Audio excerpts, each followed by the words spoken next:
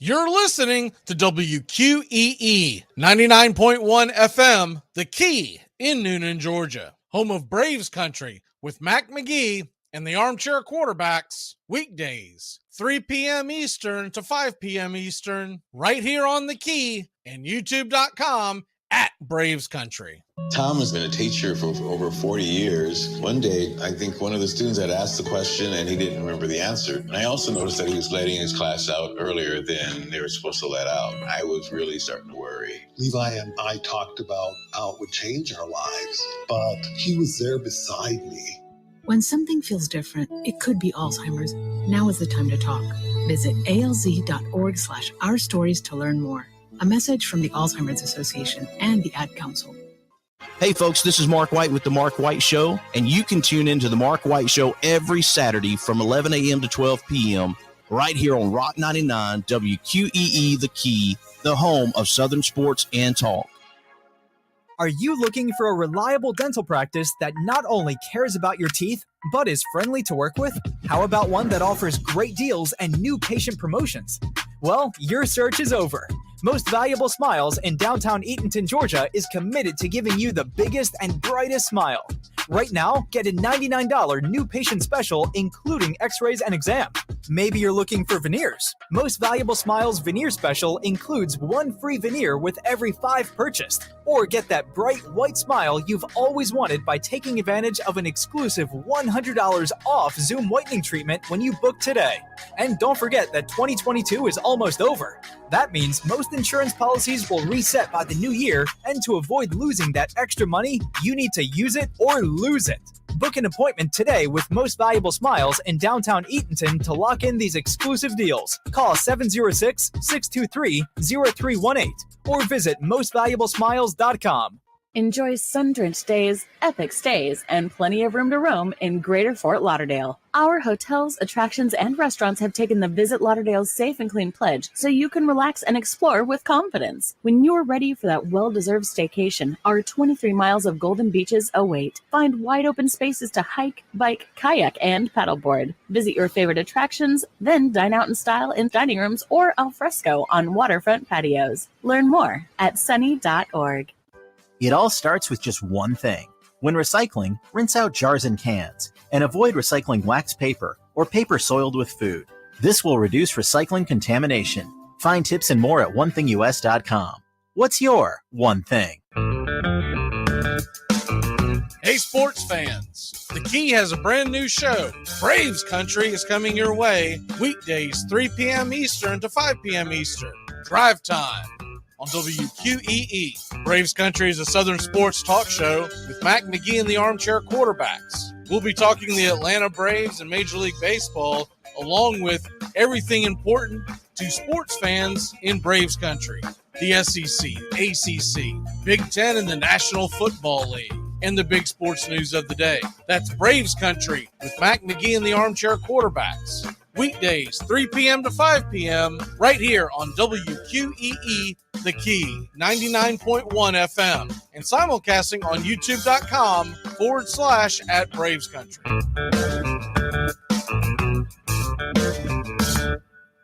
At Shell, we know from the time you get up to the time you wrap up, good night, there's a lot of meetups, eat-ups, and hurry-ups. So come to Shell and get 3 things done at once. Fill up with Shell V-Power Nitro Plus to help keep your engine running like new. Save up with the Fuel Rewards program and never pay full price for gas again. And snack up with in-store rewards to save even more at the pump. Make the most of the stop you need to make with Shell and engines that continuously use Shell V-Power Nitro Plus premium gasoline. See full terms and conditions at fuelrewards.com. That's the sound of NyQuil Severe hard at work. NyQuil Severe is the best sleep with a cold medicine. No tossing and turning, just rest and recovery.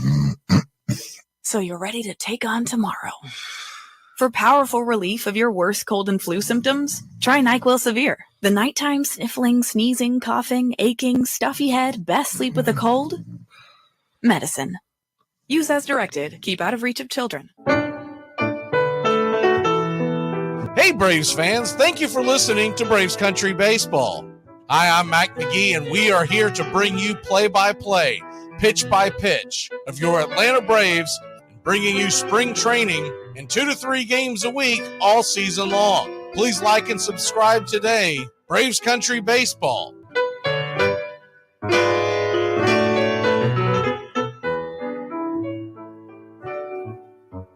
Winter is the perfect time to start planning for your healthy, pest-free spring lawn with True Green, America's #1 lawn care company. True Green's science-based approach and local expertise will help give your lawn the year-round care it needs to be thick and weed-free. Go to truegreen.com. Just call 866-946-5956 or go to truegreen.com today and get a lawn to be proud of. Hey, sports fans, it's Rod Peterson here, host of The Rod Peterson Show, inviting you to join us daily for 2 hours of Atlanta's funnest sports talk right here on WQEE. I say fun because it is. You've never heard a show like it because we make the listeners a part of the show every day between noon and 2 p.m. Eastern. You'll hear plenty of the best sports talk, including the latest on the Falcons, the Braves, and more. And who knows, you might even hear you. That's the Rod Peterson Show, daily at noon, right here on WQEE 99.1 FM. It's the best in sports and entertainment, and get locked in and locked down with Rhino Radio Penitentiary, 7 a.m. to 10 a.m. with your host, me, Ryan O'Neill, each and every morning, right here with the best in sports and entertainment, all the way from professional sports to college sports to River Dragons hockey and everything in between, including some of the very best local and national guests. It's the Rhino Radio Penitentiary, 7 a.m. to 10 a.m. Monday through Friday, right here on 99.1 FM WQEE.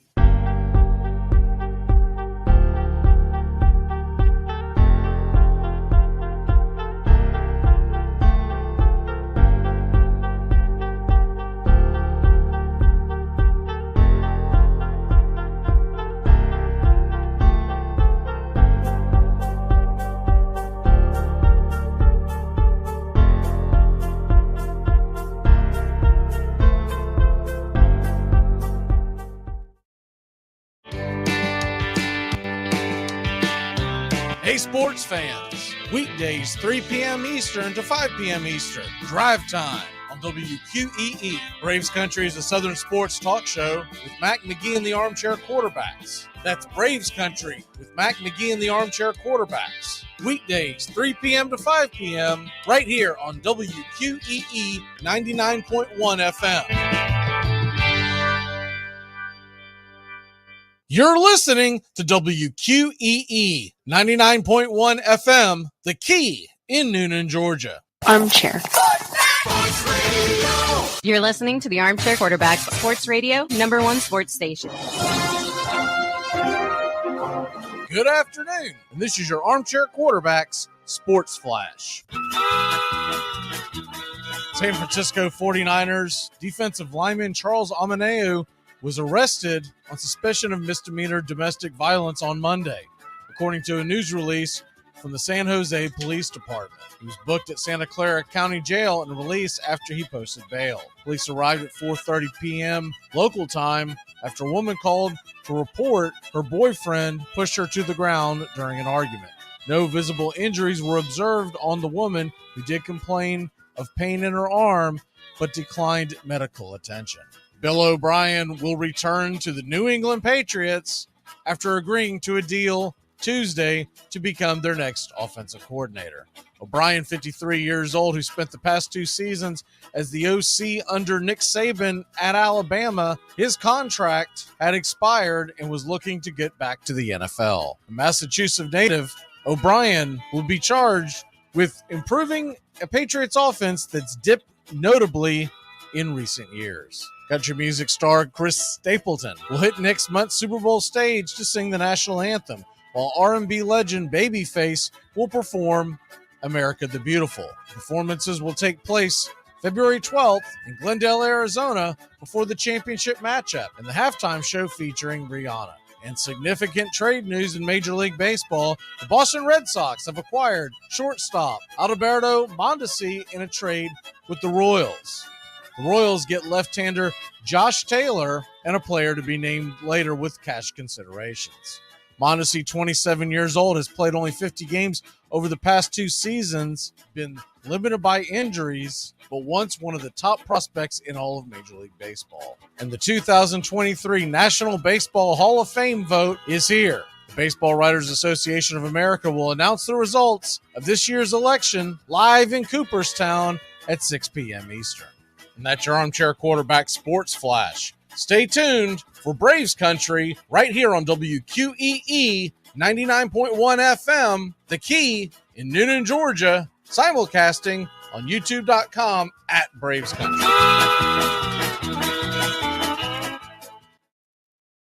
Armchair. There's something kind of about a kid that's never played baseball. We have been hoodwinked, bamboozled, and flat out deceived. Why did you get so drunk? You got drunk. I'm just really exhausted. What's in that cup? Rum and Cokes. Do you have any idea how important this is? We're trying to save the pump. Really? This is what you're doing? This is what you're doing? Chief, what do you want to do tonight? The same thing we do every night. Try to take over the world. 106 miles to Chicago. We got a full tank of gas, half a pack of cigarettes. It's dark, and we're wearing sunglasses. Hit it. Armchair. YouTube Live. Radio station. The radio station you can call your own.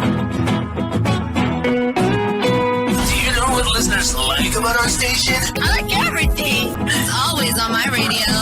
We never stop the music, except for now, when I talk. You're listening to Braves Country with Mac McGee and the Armchair Quarterbacks. We're here live weekdays, 3 p.m. Eastern to 5 p.m. Eastern, WQEE 99.1 FM, The Key, and simulcasting on youtube.com/@Braves Country. Your first choice for Southern sports. Good afternoon. I'm Mac McGee, and I don't know much, but I know one thing. Almost the entire Celtics lineup is out tonight. Abort if you took the Celtics minus the point. Armchair. Community Access Channel. He's the armchair quarterback. He's full of beer and he's full of snacks. The all-American man. Hey, howdy, hi, and how the hell are you? Welcome to Braves Country here on a beautiful Tuesday afternoon, getting ready for the announcement of Major League Baseball's or the National Baseball Hall of Fame, however you want to say. It's technically the National Baseball Hall of Fame, but we all recognize it as Major League Baseball Hall of Fame.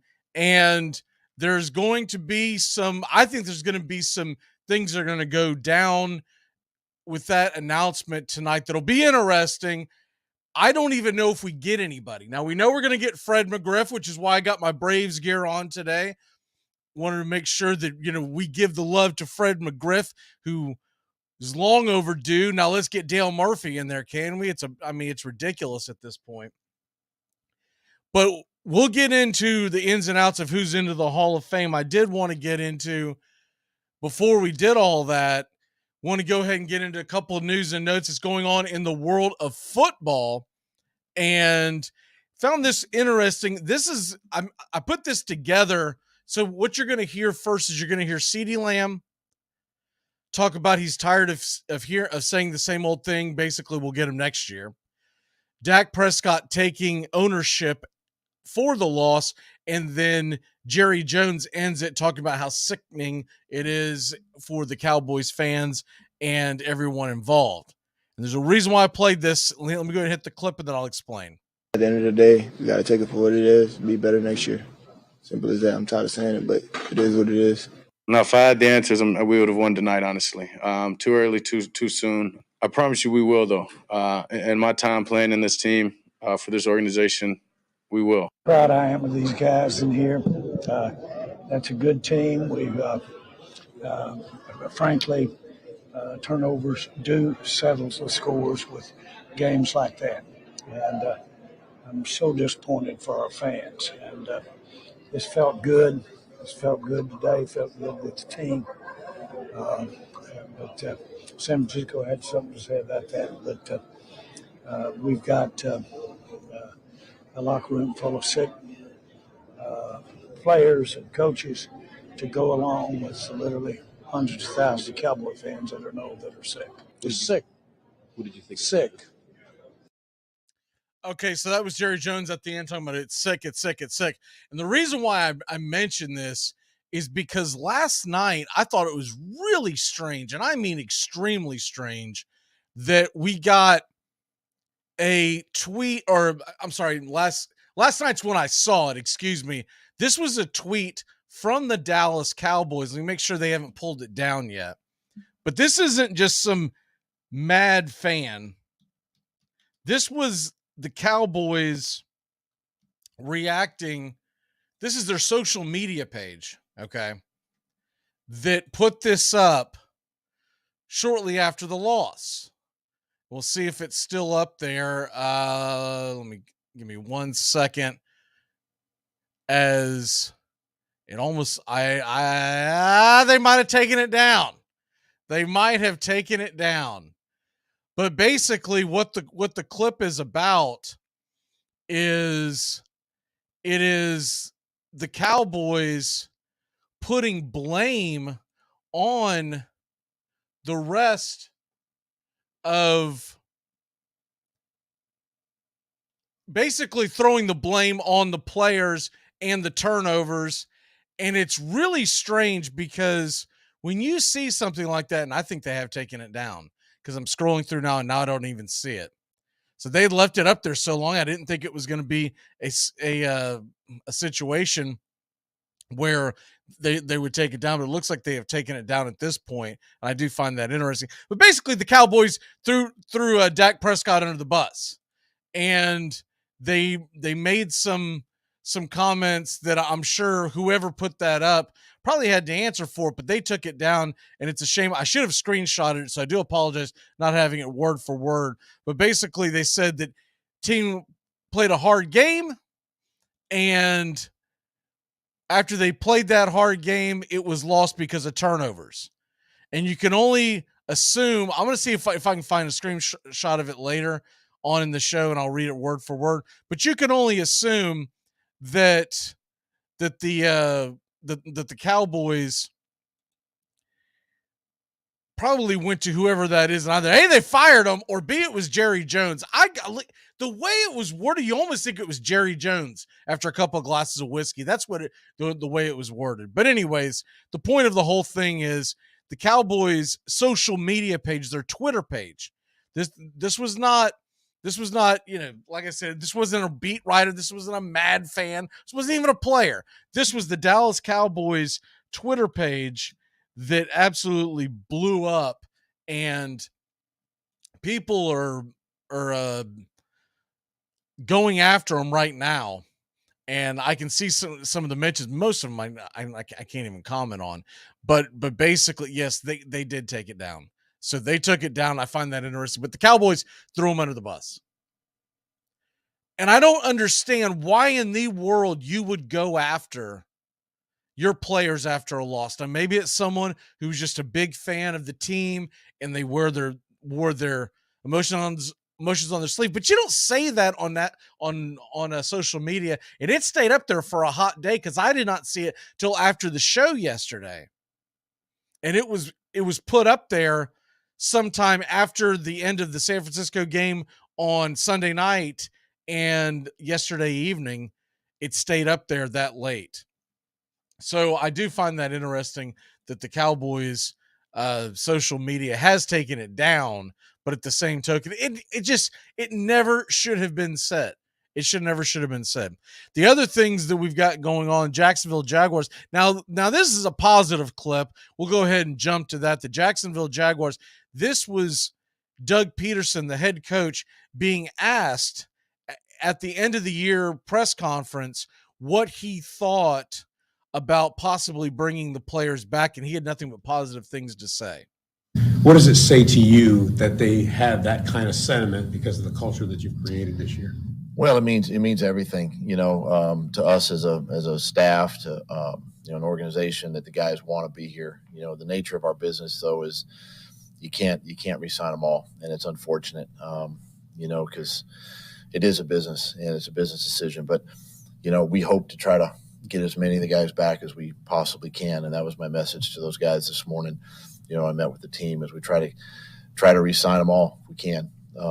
because we want to keep those core guys together. You know, they were a big part of our success this season, and you know, but it's a credit to those guys, obviously, that they want to be here. You know, we've established something this year that I think is sustainable, and we just got to build on it. So that was Doug Peterson, and you like to hear that. If you're not only the players, but the fans like to hear that.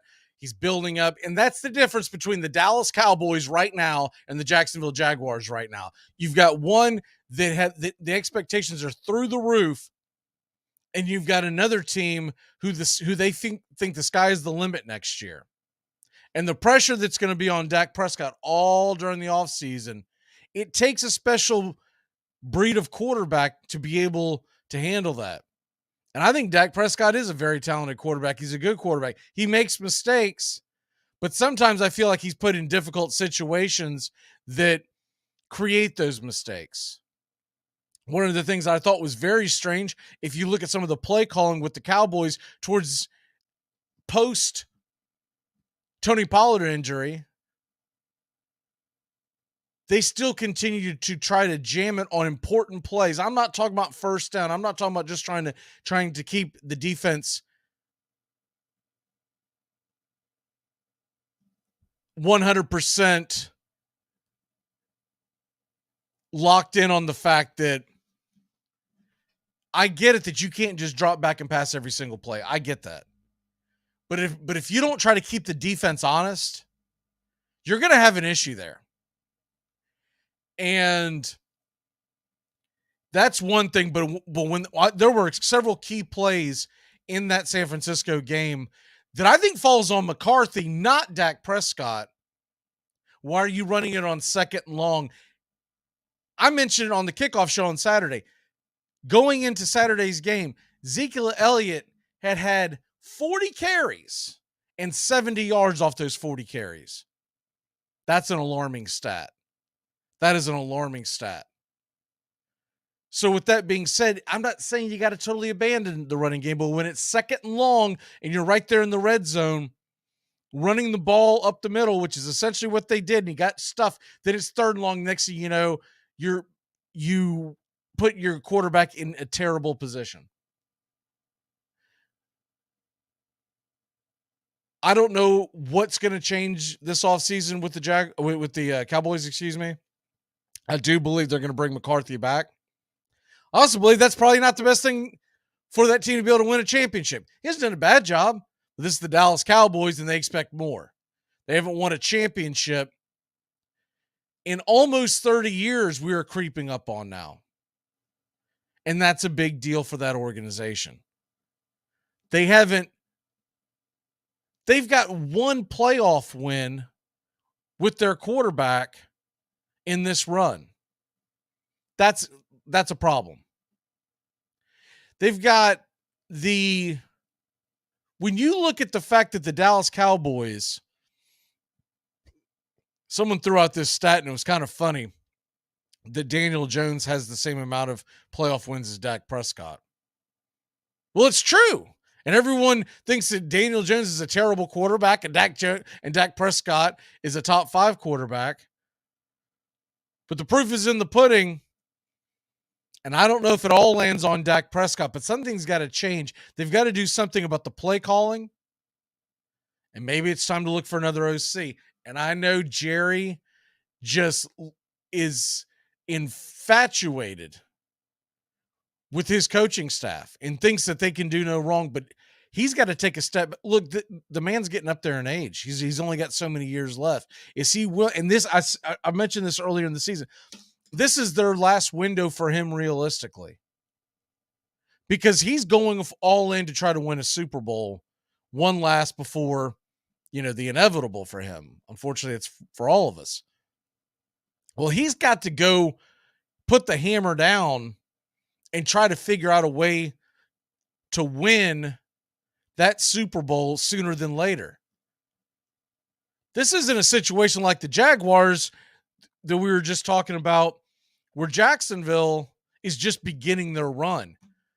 The Cowboys, they got to figure out, do you even bring Ezekiel Elliott back? He has not looked the part. Now, Tony Pollard is going to have surgery on his leg, but I believe from my understanding, he's going to be fine come a training camp. So that's not the issue. But Zeke looks like he's done. And unfortunately, these running backs, they have a very short shelf life. They eventually run out of gas. And when they do, they fall fast. Not saying Zeke can't play somewhere, but he cannot be expected to be the featured back in a Super Bowl caliber offense. So you got the Major League Baseball Hall of Fame votes coming out today, and we're going to get into that in a second. Do want to go ahead and mention one other clip, and we'll do this real quick. This was the Giants talking about Daniel Jones.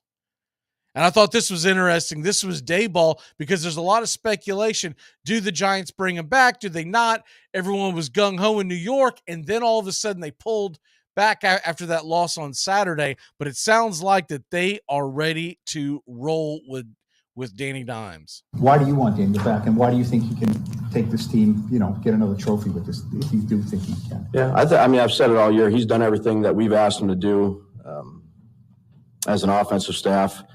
And he's done a really good job with, operating and executing our offense. I think he's made strides in a lot of different areas. Certainly we can all make strides and more, but he's been a good leader for us. He's played the quarterback position well for us, and, I'm happy we had him. So the question with Daniel Jones is, what kind of deal is he willing to sign? Remember, they didn't pick up his fifth-year option, so he could stiff him and go get a bigger deal somewhere. I don't think he will. Jones seems like the type that is going to be pretty loyal, and I'm sure he likes playing with this Giants team and Daboll and company. But then again, when it's all said and done, it's a business. And if the business of the game is going to give you a much bigger paycheck elsewhere, where win, lose, or draw, you can walk away with a big stack, then there is that threat out there of him leaving. I think it's going to be somewhere in the neighborhood of 32 seems to be the floor right now for your lower-end quarterbacks, and whether people want to admit it or not, that's what Daniel Jones is. So let's say he's looking for a 4-year deal. Giants, I'm thinking it's going to be somewhere around 4 for $130. The biggest question is, what is the guaranteed? And that'll be the difference in Daniel Jones staying and Daniel Jones possibly leaving. And if he does walk away, or if that was just coach speak and the Giants are looking elsewhere, where would they maybe go? Would they bring in Derek Carr? And there's also that report out there about the Packers. We'll get into that in a second. We got to run to break. Very interesting report about the Green Bay Packers. You're not going to want to miss this, because once again, there's trouble brewing in cheese country. We'll be back in a flash here on Braves Country. Keep it locked in here on 99.1 FM The Key and Braves Country HD, wherever you stream. On a beer? 7 o'clock in the morning. Scotch? Armchair. It's time to live, laugh, and create memories again with MSC Cruises. Join us on some of the world's most modern and innovative ships. Discover again at our new private island, Ocean Key MSC Marine Reserve, named Best New Cruise Destination. Cruise the Caribbean and Bahamas from Miami or Port Canaveral. Book now with free balcony upgrades and flexible booking changes. Call your travel advisor or visit MSCCruises.com. Restrictions apply. MSC Cruises, a world of discovery. Hockey season, and that means new merch over at OurDragonsMerch.com. Get the latest designs and some of our fun new souvenirs ahead of what's sure to be a great hockey season. Celebrate another season of River Dragons hockey by getting a new look to wear on game days, or surprise the big-time sports fan in your life with a new keepsake that will make them a River Dragons fan for life. Order online right now at OurDragonsMerch.com. That's the letter R, DragonsMerch.com. We'll see you at the rink. Armchair Quarterbacks on YouTube Live. We cover Braves baseball, Red Sox, Yankees, Rays, Cubs and Cardinals, and the rest of Major League Baseball every day. Your first choice for Sports Talk live from the First Coast. How to improve your dining room by the Home Depot. New wood floors, new paint on the walls. Sure, you know us for that. But how about a new dining room table, matching chairs, bar stools? How about free and flexible delivery with easy online returns? Now you can explore decor in a whole new way. Save now on furniture. Everything for your home. Everything from HomeDepot.com. How doers get more done. Limitations apply. This helpful instructional message from the National Association of People Who Have Trouble Walking and Chewing Gum at the same time. Step, chew. Step, chew. Step, chew. Step, chew. Welcome back to Braves Country. Mac McGee and the Armchair Quarterbacks. Weekdays, 3 to 5 p.m. Drive time on WQEE. Hey, what's happening, Norm? It's a dog-eat-dog world, Sammy, and I'm wearing milk-bone underwear. What's shaking, Mr. Peterson? What is it? What are you up to, Norm? My ideal weight if I were 11 feet tall. What's shaking, Norm? All 4 cheeks and a couple of chins, Coach. Hey, Norm, how's the world been treating you? Like a baby treats a diaper. He's the armchair quarterback. He's full of beer and he's full of snacks. The all-American man. With a cool one in his hand. Yeah, the armchair Welcome back. He's kind of fun and he's kind of bad. We are getting set for Major League Baseball's National Baseball Hall of Fame announcement, however you want to put it. Cooperstown, there's going to be a press conference at 6 p.m. Eastern, and they will the Baseball Writers Association will make the announcement. We already know that Fred McGriff's going into the Hall of Fame. The question is who else? And I thought Scott Rowland was almost a shoo-in just because of the voting. I personally don't think that he belongs there, but it's because it's the only Hall of Fame that I believe the best of the very best belong in there, and that the really, really good do not. The really, really good can be in the Philadelphia Phillies, the St. Louis Cardinals Hall of Fame, their individual Hall of Fames. But the bar has been lowered. So it's a fair argument that if you're going to put people like Carol Baines in there, why not put in Rowland? But I hate that idea. I hate the idea of lowering the bar as we go on and on and on and on. We're talking about 3 generations from now when we're all gone. And the kids that come along, and they're going to look at it and they're going to say, well, doesn't take that much to get into the Baseball Hall of Fame. And then you're going to have an issue with the veterans committees where they'll just start throwing everybody in like they did with Baines. I've got my basic rule for the Major League Baseball Hall of Fame, the National Baseball Hall of Fame, is this. And when you go there, I had the pleasure of going there once a few years back, and it was an incredible experience. I hope to go back someday. It's one of those bucket lists that I want to rebucket. I was there two and a half days, I believe, and it wasn't enough to soak it all in. And then the other thing is that people don't realize is they have so much memorabilia that they rotate it out because they want everyone's experience to be a little different every time they go. But the Hall of Fame to me is one simple thing. If you're a big fan of that sport, especially baseball, especially Major League Baseball, you shouldn't have to think about if someone's a Hall of Famer. Someone should be able to say their name, and if you go, then he's not a Hall of Famer. Don't put him in. If you have to say, well, I went back and I looked. No. It has to be a knee-jerk reaction, instant.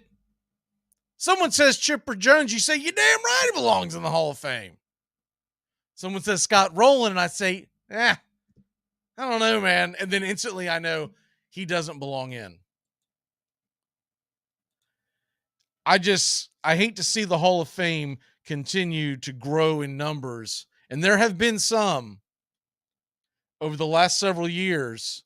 And Joey and I are going to have some fun with that next hour. We're going to kick some folks out of the Major League Baseball Hall of Fame. We did this years ago on the show. We thought we'd revisit it. I know it's going to ruffle some feathers, but I don't care because they keep putting people in. Next thing you know, it's going to be like the Basketball Hall of Fame, where literally, if you dribbled in your driveway, you're on the ballot. I mean, it is absolutely insane, some of the names that I see. And then I'll tell you what, the NFL Hall of Fame is getting close. And the College Football Hall of Fame has become almost a disgrace. The names they're putting in, they are not College Football Hall of Fame material. I'm not saying you got to win the Heisman to be in the Hall of Fame, but you need to have had a heck of a career and not a guy you're like, what? I forgot he even played. There are so many that they're just throwing in. Baseball needs to be better. You're better than that. Let's stay that way. I hate to see it continue to grow the way it has, and it's trending in a bad direction. And we talked about this yesterday, who I would vote in and the reason why I would vote them in. I would go Andrew Jones. It's not just because he's an Atlanta Brave. It's because there was a period of time for about 10 years where he was the greatest center fielder anybody has ever seen defensively. And it's not even close. And then he had pretty good offensive numbers as well. He had over 400 home runs. Now, I know that what hurt him is that when he left Atlanta and went to the Dodgers, and then later on the Yankees and whatnot, his career took a dive. And he was not the same player that he was in Atlanta. And some of that was age. He also felt like that he didn't have quite the step. You know, I always thought that he may have lost his step because he didn't look as in shape as he did when he was with the Braves. But, you know, look, age does that. And it's really hard to put Andrew Jones, the 33-year-old, up against Andrew Jones, the 25-year-old, because the 25-year-old was phenomenal. He was off the charts. I've always said that. So the great Tris Speaker, the Gray Eagle, as they called him, turn of the century. When I say turn of the century, I mean turn of the 20th century. Major League Baseball was always known at that time as one of the greatest defensive outfielders ever. And they would say it's where triples go to die, was his glove. Well, I always said Andrew Jones is where singles went to die. Because Andrew Jones would play in. And you ask any of the pitchers, and 3 of them were Hall of Famers, about what it felt like having Andrew Jones behind you in center field. Several of them, you've heard them over the years, they basically felt invincible. Because he would steal singles because he would play so far up. And you couldn't get the ball over his head. It would have to be an absolute bullet over his head. He would play that far in. I think we'll eventually start seeing some of that from Michael Harris. He still plays a little deep for someone who's as talented as he is. In fact, several times during the regular season and a couple times in the the postseason, I felt like he probably should have been playing in a little more considering his talent. But it's easy for me to say because when I see a great player on a team that I like, I think they can do anything. So, but Andrew Jones, until further notice, is the greatest defensive center fielder that has ever put on a pair of cleats. And for that, you've got to put him in the Hall of Fame. Omar Vizquel, you look at the statistics, he is the greatest defensive shortstop, and it's not even close. I know everyone thinks about Ozzie Smith because of the backflips as he's coming in and out of the dugout. And the cool nickname, the Wizard of Oz. And there was a time at that time point when they were both playing that I probably would have told you the same thing. But then I got a chance to actually watch him play. And man, was I wrong. The greatest defensive shortstop to date is Omar Vizquel. And though his offense lacks you cannot penalize him for not taking steroids in the steroid era. You can't have it both ways. You cannot sit there and tell me that, well, I'm not going to vote this guy in because his offensive numbers are inflated. And this guy who played in the same era, well, I'm not going to put him in because his offensive numbers are nowhere near as good as the guys that were pumping steroids. Omar Vizquel was a magician. And maybe he got hurt because he played in Cleveland. And they were really good baseball team during that time. They never won the World Series, but they did make it twice. And maybe he got hurt by the fact that they weren't on the national stage enough. But that's not his fault. That's not his fault. He played the position perfectly. And as much as I didn't like what Roberto Alomar did to the umpire and held it against him, quite frankly, that's the greatest double play combination in the history of Major League Baseball. In their time frame. I'm not talking about all-time numbers because they weren't together at the beginning. Remember, Vizquel started in Toronto. But during their time frame, I mean, that's it. You've got to have them in the Hall of Fame. As they always say, if you got to put the guys in that help you tell the story of the game. So I absolutely believe that Vizquel belongs in. Andrew Jones belongs in. Those are the two that I'm going to pound the desk about. My third guy, if I had one more to put in, it's Todd Helton. And we talked about it yesterday. His ridiculous OPS was at 953, so somewhere in that neighborhood. But everyone wants to take it away from him because he played in Colorado. Not everybody who played in Colorado has a 953 OPS. This guy absolutely went out there and he went to the post every single day. He produced. Not his fault that he was drafted by the Colorado Rockies and was a loyal employee because he re-signed with them. He could have walked away. Todd Helton not being in the Hall of Fame is an absolute sham as well. Scott Rowland had like 7 really good years. And then they're surrounded by, I don't know about this. And that's why I have to say I'm not putting him in. But should the Phillies put him in there? Yeah. And there's nothing wrong with that. I'm not tearing him down saying Scott Rowland's no good. Scott Rowland was amazing. That doesn't mean he belongs in the National Baseball Hall of Fame. There's a lot of guys like that littered throughout the history of Major League Baseball that you say, man, that guy was phenomenal. One guy that comes to name for the Atlanta Braves during their whole run, Javi Lopez.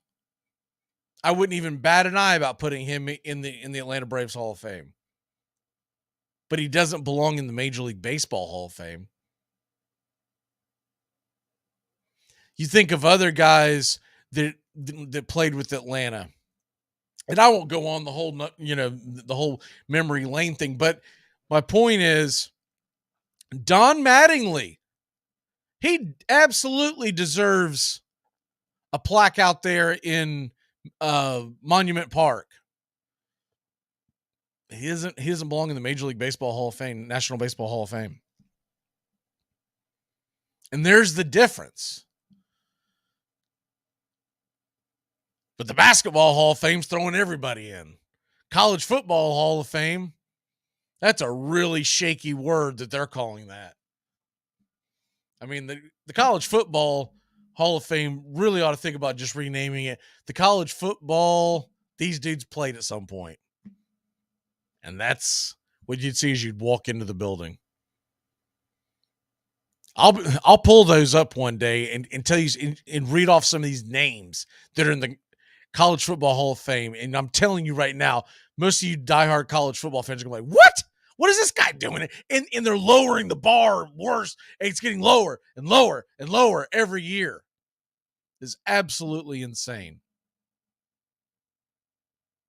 The picks for today, we're going to go with, I'll tell you what, we're lowering that the college basketball picks that we've been high on. He's been on a cooler as opposed to a heater. And it's funny that I saw a comment putting down 58%, and since then he would kill for 58%. He's lost like 3 of his last 5, 4 of his last 6, something. I mean, it's insane.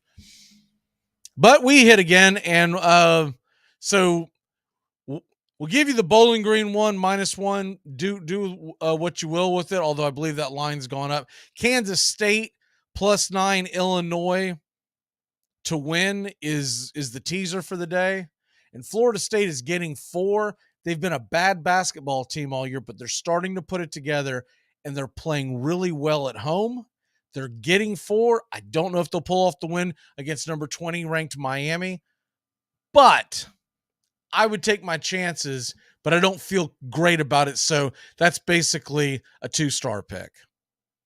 We're going to take a real quick break. When we come back, going to get into some of the stuff going on in the National Football League, and Joey's on the way. We're going to be talking more Hall of Fame. It's Hall of Fame Day here on Braves Country and Braves Country HD, wherever you stream. Keep it locked in here on The Key.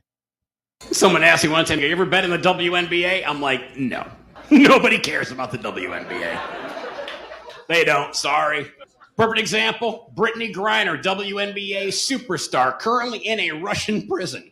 If that were LeBron James, we would have sent SEAL Team 6, Jason Bourne, and 3 Girl Scouts for an extraction. It's time to live, laugh, and create memories again with MSC Cruises. Join us on some of the world's most modern and innovative ships. Discover again at our new private island, Ocean Key MSC Marine Reserve, named Best New Cruise Destination. Cruise the Caribbean and Bahamas from Miami or Port Canaveral. Book now with free balcony upgrades and flexible booking changes. Call your travel advisor or visit MSCCruises.com. Restrictions apply. MSC Cruises, a world of discovery. Wendy's only makes one kind of breakfast, your new favorite one. How do we do it? With fresh cracked eggs, oven-baked bacon, and flaky croissants. You know, the things your old breakfast wasn't doing. So toss that old news and its soggy eggs somewhere useful. And get to Wendy's. A sausage, egg, and Swiss croissant, bacon, egg, and Swiss croissant, and honey butter chicken biscuit. Choose wisely. Choose Wendy's. Limited time only. Single item at regular price. Price and participation may vary at U.S. Wendy's. Armchair Quarterbacks Radio covers the whole SEC the whole season long. Dobbs heaves it. They're bunched up in the end zone. It's tipped up. It's caught. It is caught. Jawan Jennings. Just the start of things. First quarter at the Gator Bowl in Jacksonville. And Walker digs to the right. Gets outside. The 35. Look out. He's past midfield, and he's got a blocker. Cuts to the inside. Herschel Walker. There he goes again. Straight up the middle. Touchdown. Delayed reaction, but Tebow got in. Oh, jump pass. How about that? Oh, my gosh. That looks like 1955. Holy cow. Are you kidding me? Armchair. SEC! Welcome back to Braves Country. Mac McGee and the Armchair Quarterbacks, weekdays 3 to 5 p.m. Drive time on WQEE. Stadiums are the landmarks on the landscape of professional football. They are graveyards for some teams, fortresses for others. They appear forbidding and fraught with peril for teams on the road through a season. Robert Louis Stevenson once said that it is better to travel in hope than to arrive. Teams arrive in different fashion. Losers arrive storm-tossed. Winners arrive star-kissed. For the best teams, Arrival marks the beginning rather than the end, for they realize that there is only one thing to be in the NFL, and that is champion of it. Armchair.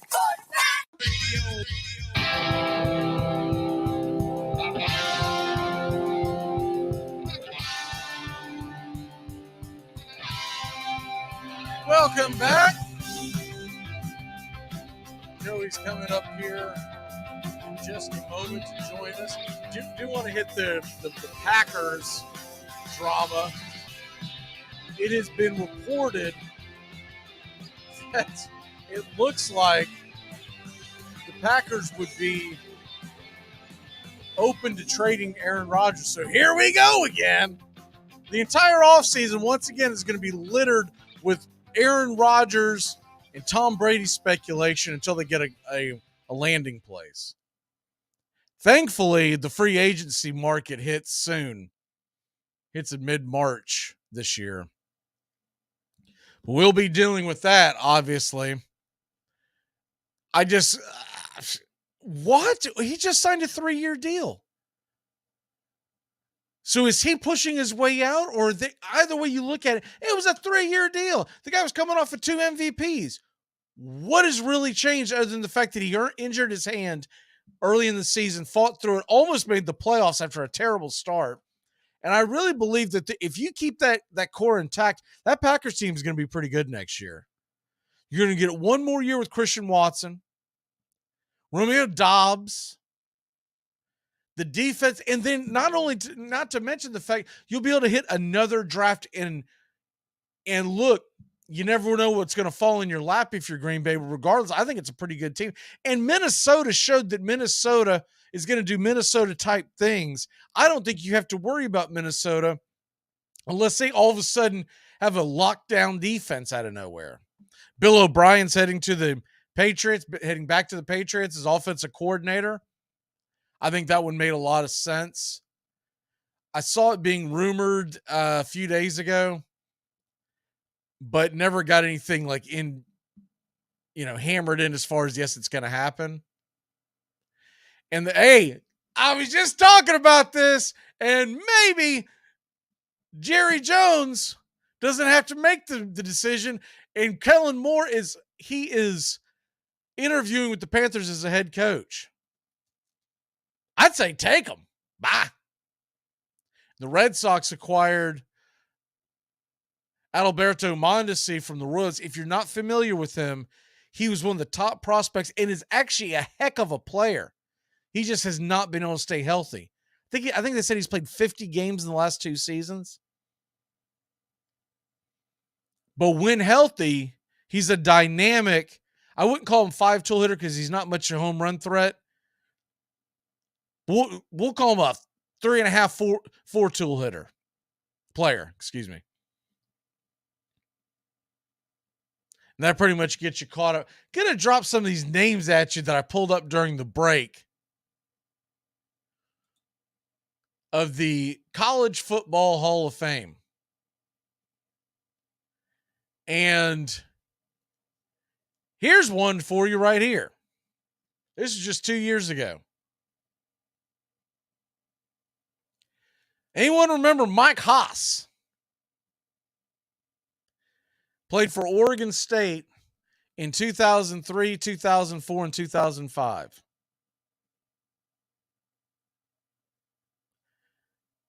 Had 1,000 yards receiving in all 3. So didn't have a bad career by any stretch of the imagination. But do you remember him? Does he stick out in the lore of college football history?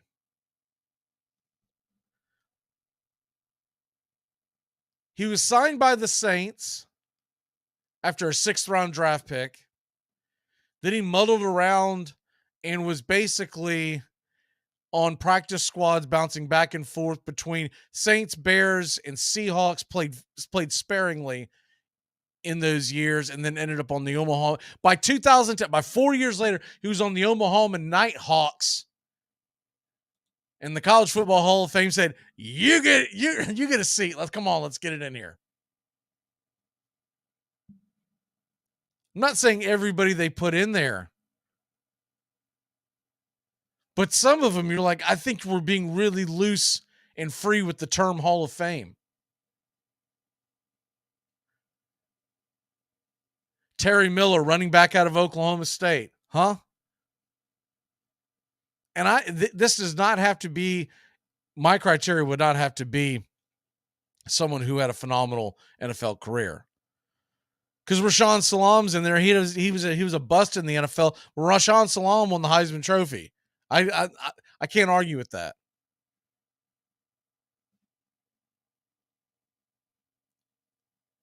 Kevin Falk.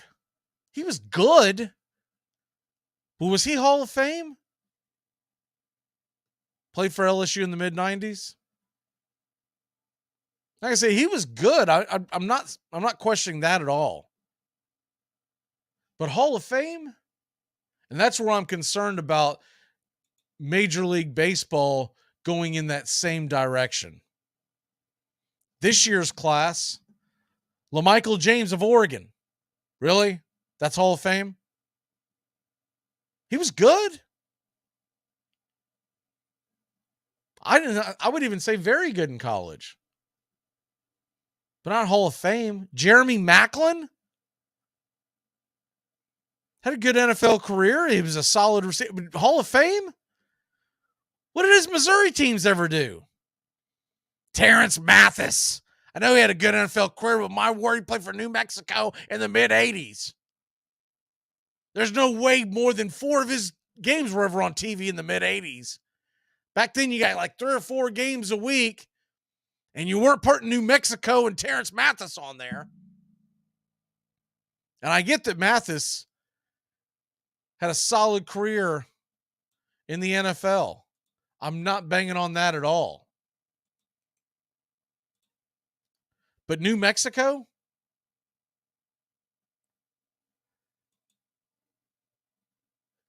Terrence Mathis, by the way, I remember him being on a lot of fantasy football teams that I had in the mid-'90s.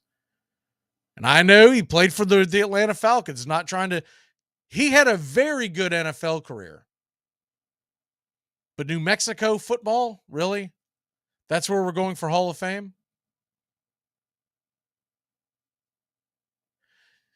So that's my point. I'm not going to sit here and drag all these guys. And I'm not by any means saying that these guys are not great players in their own right. But when I say Hall of Fame, it's got to be a no-doubter.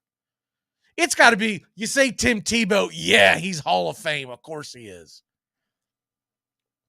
Back-to-back national championships, I think you put Stetson Bennett in there, whether folks like that or not. But when you have to sit there and go, I mean, I haven't even checked, but I mean, is Chris Ricks in the Hall of Fame? Might as well. He started a bunch of games, ran around, chucked the ball, used it to the wrong jersey, but he chucked the ball. He was kind of the beginning of the end of the Bowden era. As soon as Chris Ricks started throwing multiple interceptions, you started seeing Bowden going, oh, no, here we go. We're going to have fun with the Major League Baseball Hall of Fame when Joey jumps on here in a second. We're kicking 2 out. There's too many. It's cluttered. And I'll tell you something that's interesting. I'll go ahead and put that on the screen real quick. This is very interesting to me. See if we can get this up here. All right. When you look at this year's ballot and who's getting votes. Now, this has been updated, but they can only update it so much. You have to have 75% of the votes. And this is what has been reported, but there's a huge push at the end. So you can't go by this number and say it's absolute. But if you look at this, the way it trends, and this number has been dropping. The 2023 Baseball Writers Association, at right now, Scott Rowland's only at 63%. Todd Helton, 52. Billy Wagner, 51. Billy Wagner's another one. We talked about this yesterday. I thought he was phenomenal with Atlanta. He's not Hall of Fame, Not the National Baseball Hall of Fame. He didn't do anything in the postseason. I can't put Gary Sheffield in there because if I'm going to sit here and say I'm not going to put Clemens and I'm not going to put Bonds in, he's associated with the same junk, I would be a hypocrite. I was a big Gary Sheffield fan, but that doesn't mean I'm going to put him in the Hall of Fame. So Sheffield's sitting at 40, A-Rod 34. I mean, what they really should have done is just taken them off the ballot because they're eating into other people's votes. Manny Ramirez is another one. I personally believe Jeff Kent belongs in the Hall of Fame, but I don't think he's ever going to get there until he gets off. I believe this is his last year on the ballot. I think he's going to have to get on a Veterans Committee down the road. And it's ridiculous because for a good 10 to 12 year stretch, Jeff Kent was the gold standard at second base. But he was Barry Bonds' teammate, and they hold it against him. And here's the thing. People always act like, because I believed it, because that's what I read back then. That Jeff Kent was some kind of liability at defense. You look at his defensive metrics, he was top 10 almost every year. That's not a liability. And he had a pop at second base. Omar Vizquel with 23.9% of the vote is an absolute travesty. Pettit's not getting in because of the steroids. Jimmy Rollins does not belong in. I don't care about what anybody says. Jimmy Rollins was a really good player for a long time, a World Series champion. And the Philadelphia Phillies should absolutely put him in the Hall of Fame, but he's not National Baseball Hall of Fame worthy. Nor is Abreu or Burley, Torrey Hunter. Torrey Hunter was really, Torrey Hunter was one of those guys. He was phenomenal defensively. He was pretty good offensively, but it just didn't last long enough. And it doesn't. So you have to have 5% of the ballot to be able to get in to go forward. And there's a lot of folks that believe that Carlos Beltran's not going to get that 5% because of his involvement with the Astros cheating scandal back in 2017. So between that, and I mean, so, the rest of this list, come on. I get they become eligible, so they put them on there. But if you're making a vote for J.J. Hardy or Jacoby Ellsbury, John Lackey, you're just throwing your vote away. You don't have to vote for 10. That's the most that you can, but you don't have to vote for 10. So don't throw your vote away. I believe vote for the ones that are deserving. Do not give some pity vote to anybody. This is the Hall of Fame. And if it means you only put one guy, no guys, 3 guys, 2 guys, whatever. But the other thing that I hate that the writers do is the reluctancy to vote for someone their first year, their first go around, because they don't want a unanimous decision. That's so childish and stupid, especially now that Rivera's already broken through that ceiling.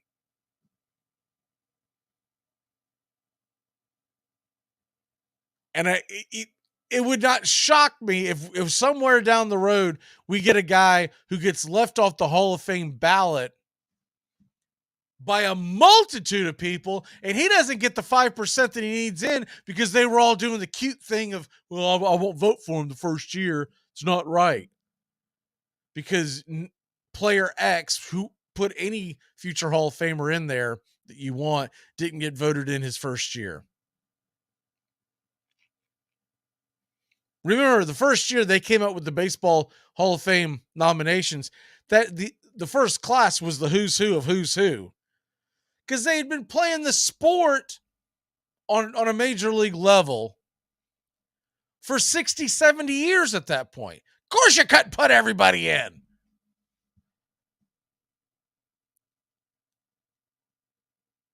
So I'm totally fine with you not putting guys on your ballot, but I don't like it when they do it just to be cute.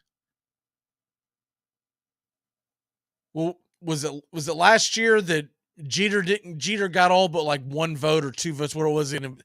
I mean, come on.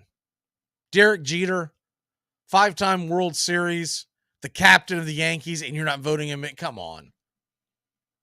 They should find those guys that do that junk and toss them out of the Baseball Writers Association.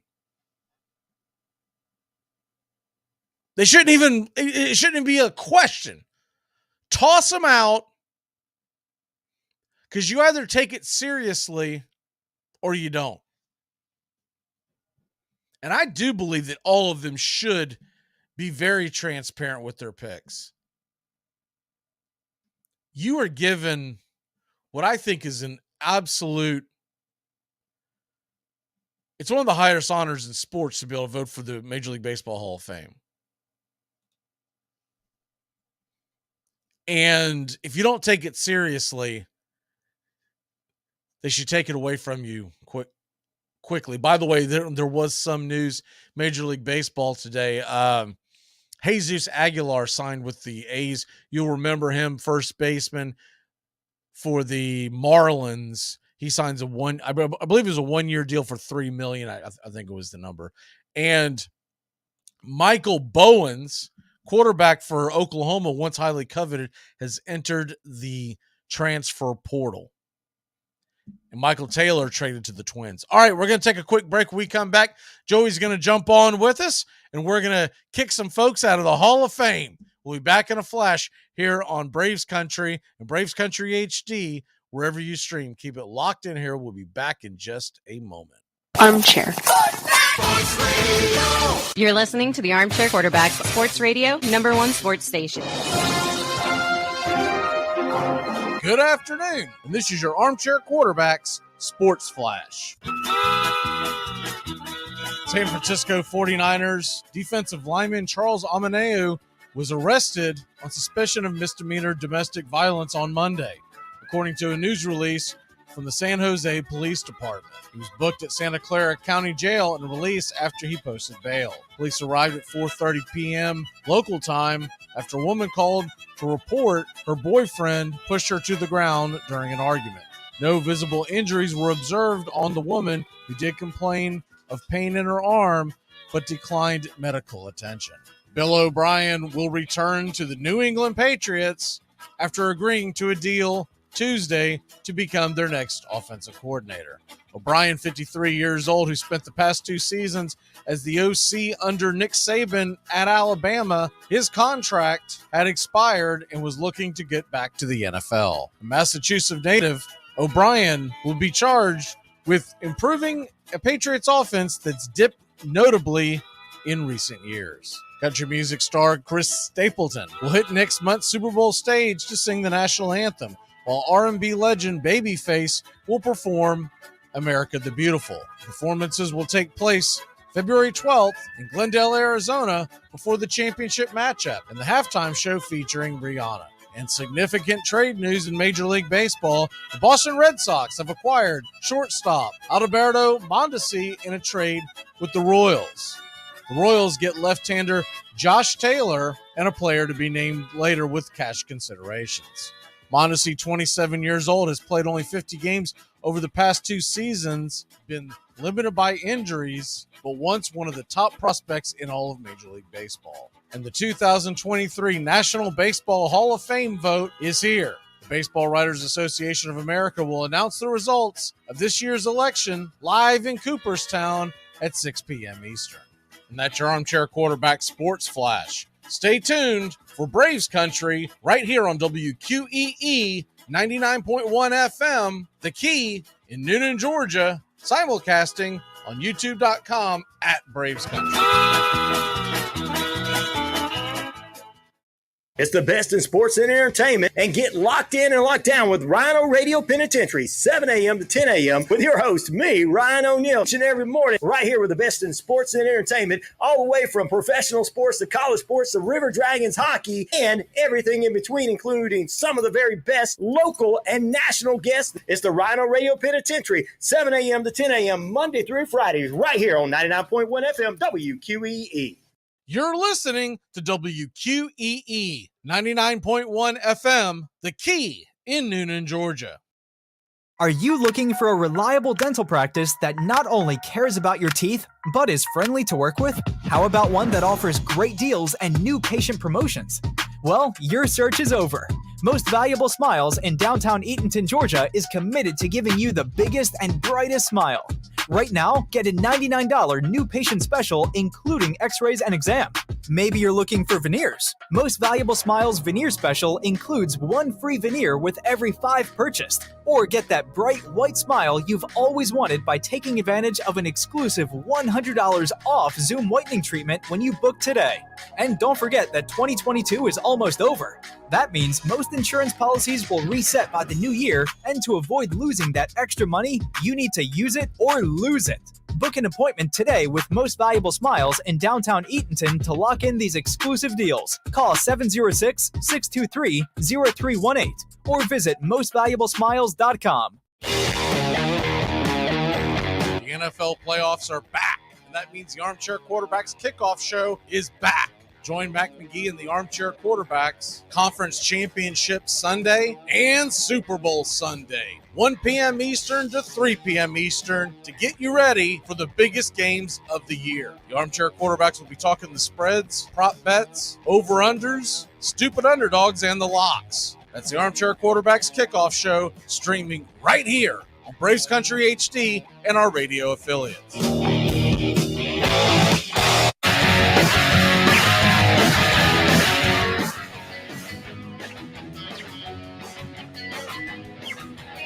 Welcome back. Joining us today, Mr. Joey Ariello. Joey, how are you today, sir? Doing pretty good. Looking forward to, of course, a lot of Hall of Fame stuff going on, a lot of chatter with what's happening there. But coming off the divisional round that was a little lackluster, I think this Sunday we're going to get some great games. So just looking forward to it all and happy to be here again. Yeah, the Giants, man, that was a disaster. That was an absolute disaster. I haven't talked to you since that game, man. That was a disaster. I mean that looked like Matt Ryan was playing quarterback. Nick Foles, Matt Ryan, Sammy E, you can name it. It looked off. Do you see there's some rumors about your old coach becoming the offensive coordinator at the Jets? You know, I have heard his name come up in a couple of head coaching searches and offensive coordinator searches, and I think OC is the perfect next step for him, whether it's the Jets, maybe the Panthers, whatever happens with some of these staffs once they get put together. He was and is a really good offensive mind. He just got away from himself a little bit as a head coach, more so than his play calling with the people he had on talent. So I think he'll fit well with one of these teams. And if it's the Jets, if they get a better QB and him at OC, I think the Jets could be doing some damage next season in the NFL. Now he's also being rumored as the head coach of Carolina. I see Kellen Moore is going down to interview for the Carolina job, but I'd led the show off before I'd seen that. Led the show off talking about how Jerry Jones might want to get someone else in there to run the offense. Well, that problem might correct itself if he gets the head coaching job in Carolina. He has been the golden child in the NFL for the last several years, and I don't get it. I don't get what he's done. Yeah, don't get me wrong. Has Dallas been a pretty good offense over the past few seasons? Yes, but they have a lot of talent at the same time. And for him to just be getting a head coaching interview is kind of, nothing surprising after, I guess, what happened with Jeff Saturday. But it is surprising to me, all jokes aside, because this guy hasn't accomplished a ton at the OC position to elevate himself this soon, like a Sean McVay, into a head coaching role, in my opinion. I don't think he belongs in there in that conversation. Right. If they give, first of all, the interim head coach, I don't understand why he's not given a chance, right? He really turned that team around and gave him a puncher's chance to actually take the Panthers to the playoffs. If they give Kellen Moore that job and not go with the interim, what does that say? It's going to come up just like every year. It's right. It's like the African-American black coaches are getting the short stick because if you look at the back of the card, the Panthers coach, Mike Wilkes, he took a bad football team and made them relevant. I know it was a bad very NFC relevant. South, but he made them very relevant. And if you just bring in Kellen, terrible division, I get that. Right.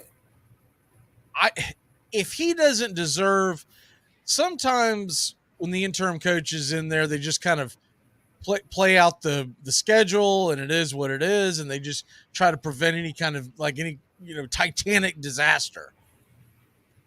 But he kept them alive until the very last week. This was after they traded away their best player. Yeah, you get rid of Christian McCaffrey, you think you'd get much worse at the same time. They traded away their starting quarterback and their star running back, and he got them to be better somehow.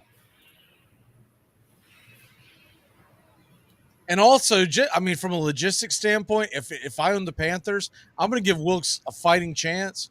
I'm going to sign him to a very short deal that's an easy buyout if it doesn't work. And I'm going to say, look, you did really well, but I want to see what you can do from beginning of spring on. So we're going to give you this chance. But by no means is this a vote of confidence for like a 6-year deal, right? And if you're willing to take that job, I want to see what you can do from the beginning of the season. I don't even know why they're still interviewing people. It just seems so stupid. And it stinks for him too because he got shorted in Arizona. He only got one season to coach there. I know they weren't good in 2018, but he got ousted after 1 year for Kingsbury, and he got the short end of the stick. So this would be the second time he would come up short. And how did that work out? Yeah. Amen, right? Kingsbury. By the way, I had this jotted down because I was just curious. Have you seen that 90s show? I've seen a lot of promos for it, but not an actual episode. Oof. It wasn't good, huh? It's awful. It is beyond awful. So what they did in the first episode was they dropped cameos in. And I think the idea is that they had cameos of all the old stars throughout the series to try to sprinkle it in to try to get people to watch. So the first episode, you could stomach it. Red and Kitty are still in the main part of it, right? Yep. But the actual kids have grown up and they're not in the episodes. So Donna and what is his name? The main star, the kid, Eric. Donna and Eric show up in the first episode and they just kind of sprinkle them in. I watched it, so I said, okay, I'm going to give it to episode 2 to see. It is absolutely horrendous. It's funny you mentioned that. It's funny you mentioned that because you remember the show Full House, right? Yeah. They tried to redo that on Netflix, calling it Fuller House. Right. So what they did was they brought all the characters back for like 1 or 2 episodes. Everyone thought it was going to be great, and then all those characters go away, and it just got awful. Did they kick all the? They kept DJ and like Kimmy Gibbler, 2 or 3 kept, and Stephanie. Those were the only 3 that stayed. It was just like when they cancel cultured Roseanne, and they kept the show on. I don't even remember what it's called now. I was like, I'm not watching it without. She was the only funny part of that show. That's why it's called Roseanne. Right. Ah. And I noticed it still stayed on. It stayed on for a few years. I don't think it's on anymore because I don't see commercials. But I was like, no way, man. Look, didn't work out. You got canceled. You just got to move on.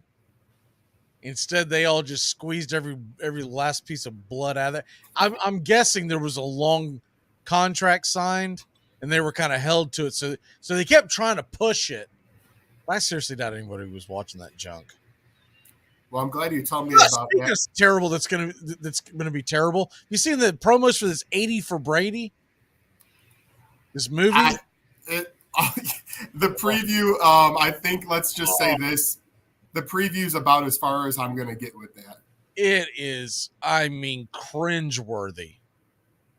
I don't know which one makes me cringe more, that or the final installment of Magic Mike, whatever it is. Magic Mike's Last Dance, I think is what they're calling it.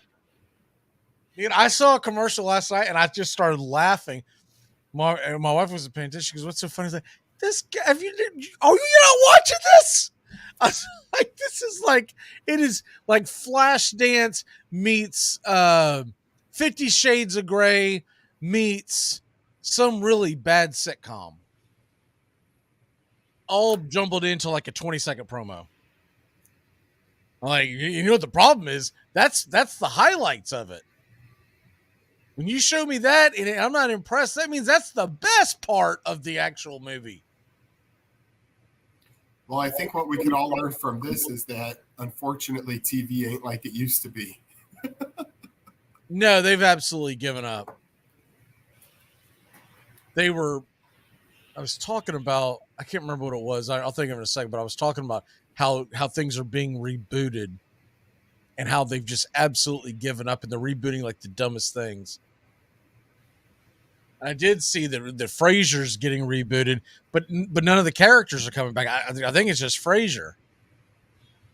I'm like, at that point, why don't you just call it something else and come up with a brand new? You know, I mean, that's like calling it Friends and only Joey shows up. I'm like, what's going on? What are you doing? What? All right, let's go ahead and get back into sports. But I'm glad. Hey, you're going to save me time now because I'm not even going to bother with that 90s show. It's terrible. I'm telling you. I mean, look, to each his own, but I'd be shocked if anybody actually likes it. There's no way that thing gets a second season. I will say something that does look good. Natasha Lyonne, I don't know her. I don't know how to pronounce her last name. She's been in a lot of good stuff. She was in Orange is the New Black, if you watch that. She's got a new one coming out. It's called Poker Face. That looks good. And Tones was on yesterday, and he said he saw it. I don't know if you've seen it too, but have you seen the Ric Flair? Yeah, we've actually he just got me into those, focused in because I have Peacock as well. So we want, between Ric Flair, Hulk Hogan, a couple others, The Miz, we've been getting into it. It's fun. I watched the Ric Flair one. I mean, I'd lie if I said I watched the whole. I mean, it was on, and I would glance over every once in a while, and there was some pretty interesting stuff.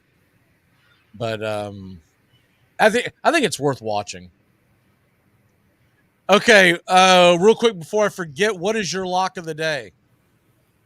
My lock of the day is going to be a little bit of a homer pick, as I am a huge Chicago Bulls fan, but I also really like their spread. They're -2 at Indiana tonight. The Pacers have lost 7 games in a row. They've been without Tyler Halliburton now for about a couple of weeks, which is a huge loss to them. And Chicago's won 3 in a row, and I think we're finally healthy and getting in the right direction. So I like the Chicago Bulls -2 tonight at the Indiana Pacers. Even though the Bulls are on back-to-backs, are they going to play all their players? They are playing. There's nobody resting tonight. Last night they were able to manage minutes. They went about 10 deep. So I think they'll kind of do the same thing again tonight, as nobody is listed as out. I mentioned at the top of the show, the Boston Celtics are, so they essentially go about 6 deep, if you count Brogdon. 4 of those guys are resting tonight. I saw that. Unbelievable. I'm not touching that. No. Because if you go, whoa, I'm just going to go all in on the Heat then. You know what's going to happen? The Heat are going to see that, and they're going to start resting their players. Next thing you know, you're going to be dropping a big bet on backups. That's the thing about the NBA. You see a line and you might like. Yesterday, though, I took the Magic +7. They won outright. Whew. And then my teaser hit. Yeah, my only just people, when you get the NBA, look at those injury reports because you think you might like something and you might understand why you're getting so many points after you see who's resting these days. And the basketball guru that was on here last week, he's on a bit of a cooler. He's he's missing what, man. And I mean, there are people beating him up on Twitter. It's like, dude, what is the point? Like, what are you doing? Like, grow up. Don't blame somebody else. Don't twist your arm to take his advice on your bet. But I saw some really mean, nasty things, and I was like, dude, I'm hoping. Make your own bet. It's that simple. Make your own bet. If you have that big of a problem with it, don't take people's advice and bet on your own. Well, when you have that many people responding to your tweets, I think most people, but it takes them a while to get used to it. You know, this is newfound fame. Most of them don't even look at their mentions. They just move on. It's not worth it. No, because you're gonna see 6 or 7 nice things, and then one jerk is gonna put you in a bad mood. So what is the point? But yeah, he took one on the chin. I was going through Twitter and I saw it, and I turned on the game. Oh, most god awful game you can imagine. It wasn't even on ESPN Plus. Oh dear. Their athletic department put it on YouTube, and there was one camera. I'm thinking it was probably a phone. It was in the middle of the court, and it would just sway back and forth. So you never got any close up. And it was both teams, not just one or the other. It was the most unorganized version of basketball I have ever seen. It looked like a pickup game with each team. This is the first time we've played together. There were guys driving the hole. No one's setting screens. No one's blocking out. It's funny you say. 3 or 4 times I saw the team that he told everyone to bet on. I saw them attempt a layup and smack the bottom of the backboard with the layup. We could do that. It's like, dude, this is not a good basketball team. What are y'all doing? I actually watched a high school game on ESPN Plus the other day that was probably. Oh, I did too. I just didn't realize I was watching a high school. Actually, that was JV. That was JV. That wasn't high school. That was JV. I tried to listen to it for a second, so I turned the volume up. It was so scratchy and loud. It was worse than like a PA system announcement in the kindergarten. Wow, God.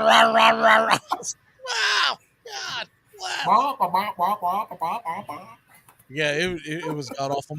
My lock today is teaser Kansas State +9, Illinois on the money line to win. So that's the teaser. -120 is the payout. Kansas State getting 9. I'll take my chances. And Illinois, they just got to win against Ohio State. Looking at the numbers, they should own the boards against Ohio State. Ohio State had a big win against Iowa last Saturday, but Illinois should find a way to get that W. All right, let's go ahead and take a quick break. When we come back, we're going to throw some people out of the Hall of Fame. Let's go, baby. We'll be back in a few here on Braves Country. Look at me, 92. Come on, at the roll at your age, whoopee must be down to a handshake, huh? Yep, before and after. Hey, sports fans. Braves Country is coming your way weekdays 3 p.m. Eastern to 5 p.m. Eastern. Drive time on WQEE. Braves Country is a Southern sports talk show with Mac McGee and the Armchair Quarterbacks. We'll be talking the Atlanta Braves and Major League Baseball, along with everything important to sports fans in Braves Country. The SEC, ACC, Big Ten, and the National Football League, and the big sports news of the day. That's Braves Country with Mac McGee and the Armchair Quarterbacks. Weekdays, 3 p.m. to 5 p.m. right here on WQEE The Key, 99.1 FM, and simulcasting on youtube.com/@Braves Country.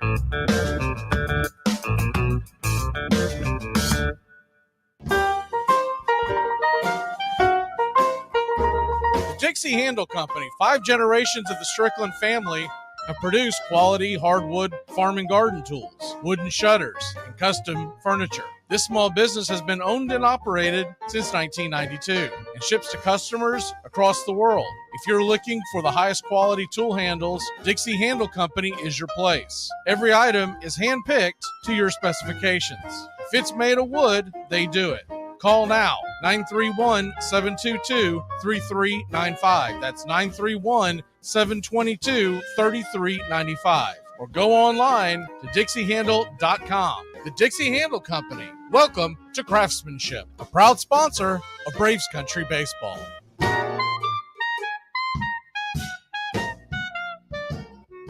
Hey folks, this is Mark White with The Mark White Show, and you can tune into The Mark White Show every Saturday from 11 a.m. to 12 p.m.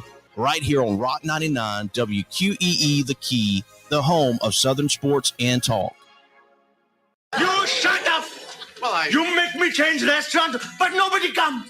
But where are people? You see people? Show me people. There are no people. You bad man. You very, very bad man. Bad man? Could my mother have been wrong?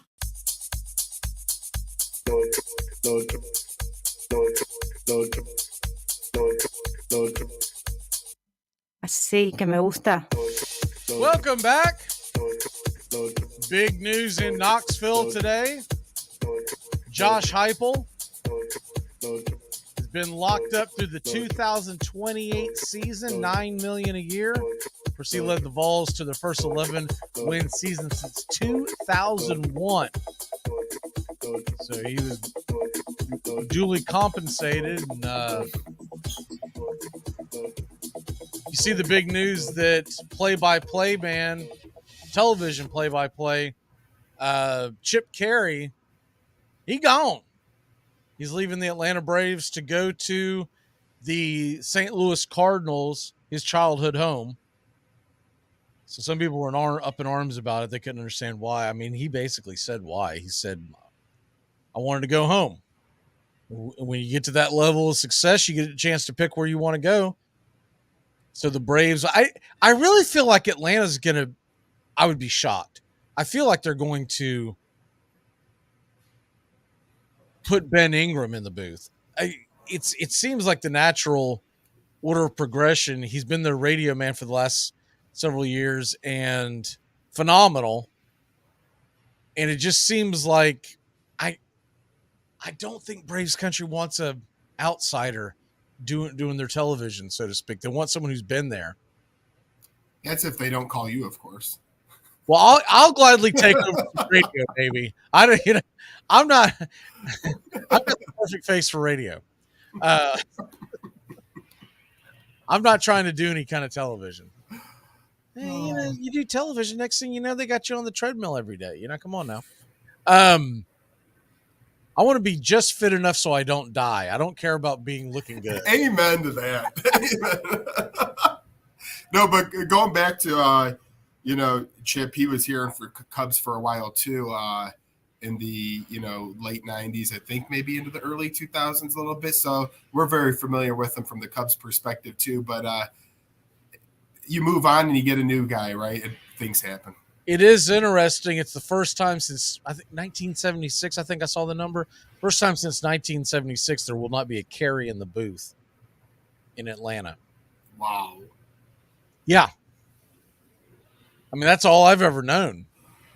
Skip to Chip. And I know a lot of people, have their problem. I like Chip Caray. He calls a good game. You have to be like really bad for me to go, you have to be like Beth Mallins. For me to go, what's going on here? You can't be overly critical of every single play-by, and some people are. I'm just like, geez, man. Then mute it, okay? Just mute the game. That's all. I don't know what you want us to do. Play some music. Right. All right, let's go ahead and toss some folks out of the Hall of Fame. You ready? Oh, boy, I'm so ready and so nervous for all the baseball players listening. So it's a given because everybody has beaten this drum, so I didn't want us to have to go through it. So the first one that gets kicked out is going to be Harold Baines. Everybody has been talking about this for the last several years since he got put in. It was it really felt like it's a that's my friend vote. So he's the first one that gets kicked out. And I'll let you go for the next pick, and then I'll take my stab. Yeah, I actually dug into this. You know, this was a very great question to bring to the table. And one of my guys off my list is going to be Mr. Larry Walker. And a few reasons why I'm doing that. Okay, so I know it's not his fault, obviously, that he always got to play in Coors Field. But if you pull the statistics aside from where he got to play, his average dropped considerably from 313 to 282. His on base from 400 to 370. He didn't get to 400 home runs in his career. Not that that's an end all be all, but just another thing to add to note. A one-time MVP, but Larry Walker overall, and looking and comparing statistics, I just feel like, you know what, good guy, nice guy. I always rooted for him, but I'm going to take him out and put him just right on the fence of the Hall of Fame. So you're not a Larry Walker guy, huh?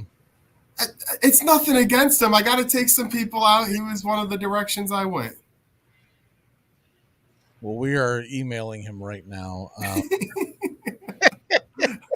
Taking down all my social media. So the first one that I'm going to throw out there, and I'm having to go off of his stats as opposed to actually seeing him play. Hoyt Wilhelm. And Hoyt Wilhelm, for people who aren't familiar with him, Hoyt Wilhelm was a pitcher. He's actually one of the guys that faced Roger Maris. He started just 12 of his 10,070 career games. He was a good pitcher. Had some longevity. He was a knuckleballer. But if you look at his overall numbers in the era that he played, Hoyt Wilhelm to me just does not belong in the Hall of Fame. He had, and what people will lean on is that he had saves. He had 228 saves. Today's numbers, that's just laughable. Now, I will say this. Back then, saves were 2, 3, sometimes 4 innings.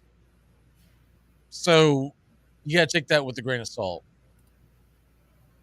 But he was never like a cognitive piece in like a championship type team. And he did play for the Atlanta Braves for a few seasons off and on. I want to say he played in the late 60s or early 70s. It would bounce. Yeah. He played in 69, 70, and 71. And not that he didn't deserve to be in any of these teams' Hall of Fame. I mean, I think if anyone – man, it's really hard to – he bounced around so much. And back then, players didn't bounce around. So how are you a Hall of Famer if the teams aren't wanting to keep you? His longest stint was with the White Sox in the mid-'60s. Not very good baseball teams. So Hoyt Wilhelm is my guy that's got to go. Adios. I still don't really understand how he got in. Who's your next guy? Who are you kicking out of the Hall of Fame? Oh, man, this is awesome. Well, I'm going with a similar, type of player to you where I didn't see this guy play. I was just simply looking at statistics. And Phil Rizzuto of the Yankees, I'm going to go as my next guy. If you look at the back of the baseball card, his average nationally was like 273. I think his splits were. He only had 38 career homers. 273 average was overall. He compiled a 40.1 career WAR in 13 seasons. So he was a good ball player, it looks like, but not. Now, he was on the Yankees the entire time. He was there from 1941 to 1956, where he actually threw in a military. That's why he got in. It was because he was on such dominant championship teams. Okay, because I was just saying from individual statistics, I wasn't feeling it. And he was known for his glove. His nickname was Scooter. He went on to be Hall of Fame broadcaster. But I get where you're going with that. All right. Here's one that I think was given only because Herb Pennock, and he was on the New York Yankees. He had 162-90 record during his 11th season with the Yankees. Okay. He was excellent in the World Series. But this was a little bit of the dead ball era. Okay. So you kind of have to take his numbers with a grain of salt because he is not playing. I mean, when you're playing, let me pull up his stats so I can be exact. When you're playing from 1912, and he was a pitcher for the Yankees from 1923 to 1933. So he was there for the Babe Ruth era, right? Mm-hmm. And that's got a lot to do with it. He still only ended up with a 45.5 WAR, which is very middle of the road. His 3.60 ERA sounds impressive today. Back in his day, he didn't even rank top 25. The other thing is with him, if you want to say, well, he was a winner. Right. Before he showed up with the New York Yankees in 1923 and went 19-6 that year, prior to that, he had a losing record in Major League Baseball. The year before, he was 10-17 with Boston, 13-14 in 1921. So I got to kick him out of the Hall. Herb Pennock. I want to double check to see where he was born. Make sure it wasn't right here in Georgia. I gotta start looking this up. That'd be my luck, man. Oh man. Once again, a guy, I mentioned this the first time, a guy that probably belongs to the New York Yankee Hall of Fame. But come on. He was 241 and 162 overall lifetime. That was back when wins were the number one priority. Because guys pretty much went out there. If you pitched every 4 or 5 days and you pitched 8 or 9 innings every 4 or 5 days. But I got to take him out. You got any others that you want to throw in there? I was thinking about Minnie Minoso, actually. I feel bad to even say that, as he got to play in all the eras. Famously, he actually was on the White Sox for a little bit. I feel like the reason he got covered in the MLB Hall of Fame eventually is because he played in like 5 different – I think he was the only player to maybe play in 5 different decades, as he started in 1946 and he finished all the way up in 1980. And I know he was in a lot of dead ball era, but if you look at his statistics, nothing to brag about. Here's one. So I found an article where they were talking about guys that shouldn't be in the Hall of Fame, who they're trying to compare him to. This one's absurd. Maybe not to kick him out of the Hall of Fame, but the comparison, because what they did was they took a player and they said, who do you compare him to? And this article was only written a couple of years ago, so it wasn't in his prime. They're wanting to kick Andre Dawson out of the Hall of Fame. What? And they're comparing him to B.J. Upton. It's like, what? Oh, come on. The Hawk? You can't compare him to B.J. Upton. Oh, if you're going to kick out a Cub, kick out Bruce Sutter. Whoa. Bruce Sutter was a Brave. Calm it down. He was a Cub as well. Bruce Sutter absolutely belongs in the Hall of Fame.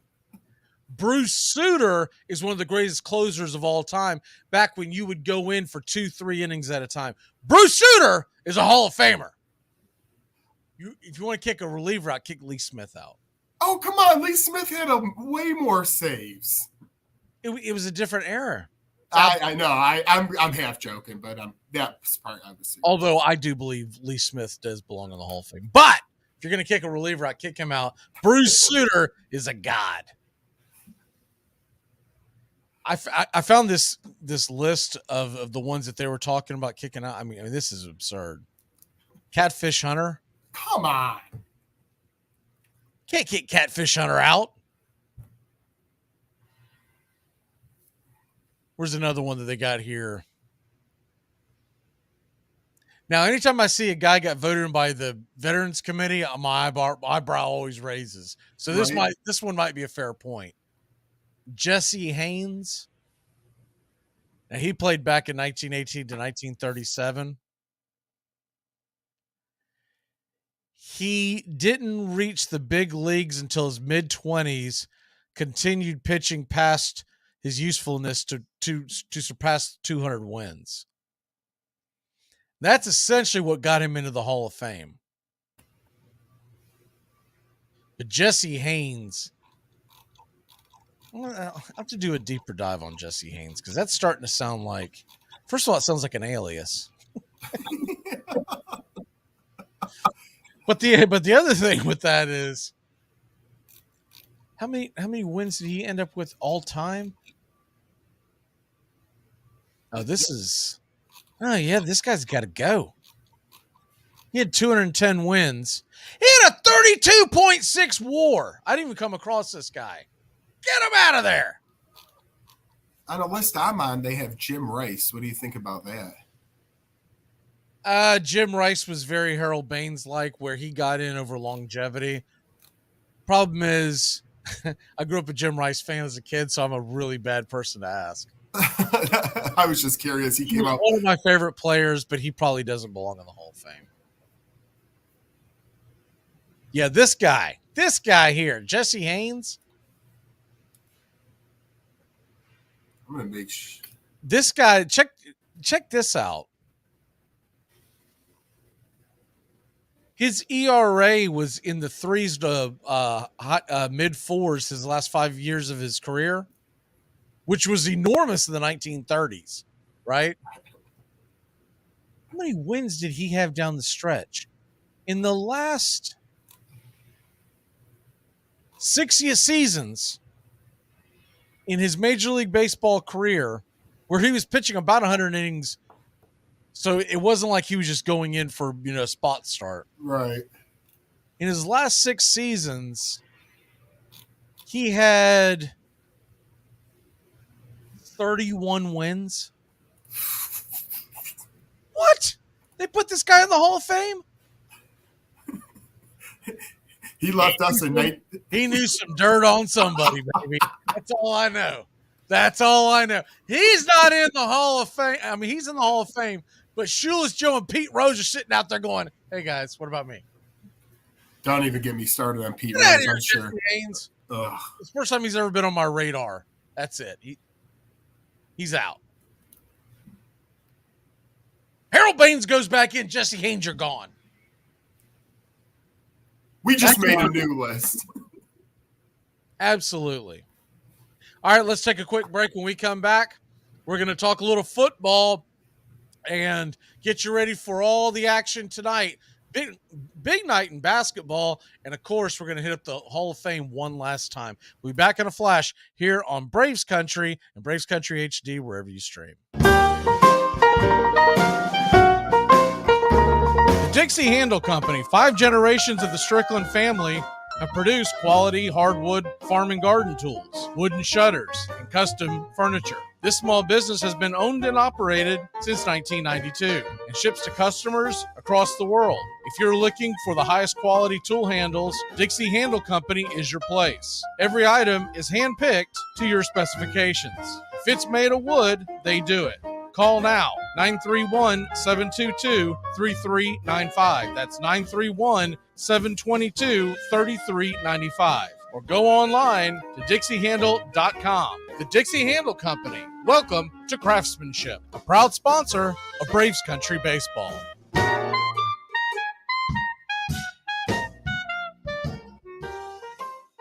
"15 minutes could save you 15% or more." Is that Shakespeare? Nope, it's Geico. Yeah, that's Shakespeare from one of his unpublished works.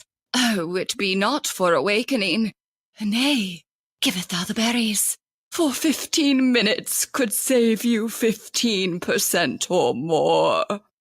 No, it's from Geico, because they help save people money. Well, I hate to break it to you, but Geico got it from Shakespeare. Geico. 15 minutes could save you 15% or more. Hey, sports fans, it's Rod Peterson here, host of The Rod Peterson Show, inviting you to join us daily for 2 hours of Atlanta's funnest sports talk right here on WQEE. I say fun because it is. You've never heard a show like it because we make the listeners a part of the show every day between noon and 2 p.m. Eastern. You'll hear plenty of the best sports talk, including the latest on the Falcons, the Braves, and more. And who knows, you might even hear you. That's the Rod Peterson Show, daily at noon, right here on WQEE 99.1 FM. Hockey season, and that means new merch over at OurDragonsMerch.com. Get the latest designs and some of our fun new souvenirs ahead of what's sure to be a great hockey season. Celebrate another season of River Dragons hockey by getting a new look to wear on game days, or surprise the big-time sports fan in your life with a new keepsake that will make them a River Dragons fan for life. Order online right now at OurDragonsMerch.com. That's the letter R, DragonsMerch.com. We'll see you at the rink.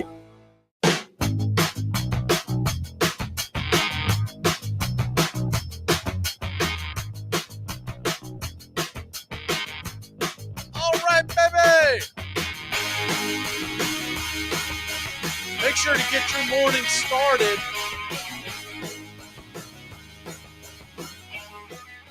$7 a.m. to 10 a.m. right here on the Key. Rhino Radio Penitentiary. Weekdays 7 to 10. And noon to 2, you got the Rod Peterson Show talking hockey and a lot more. Sports Beat. 2 to 3 with Rich Holdridge. And then we come your way every single weekday. 3 to 5 here on Braves Country. Got some exciting news. Ooh. I'm going to a Savannah Banana game in March. My wife just told me about right before we went on the air. Hey-o. Are you familiar with the Savannah Bananas? Tell me more, please. You just got to look them up, but they do a lot of neat stuff. It's a minor league baseball team, independent league.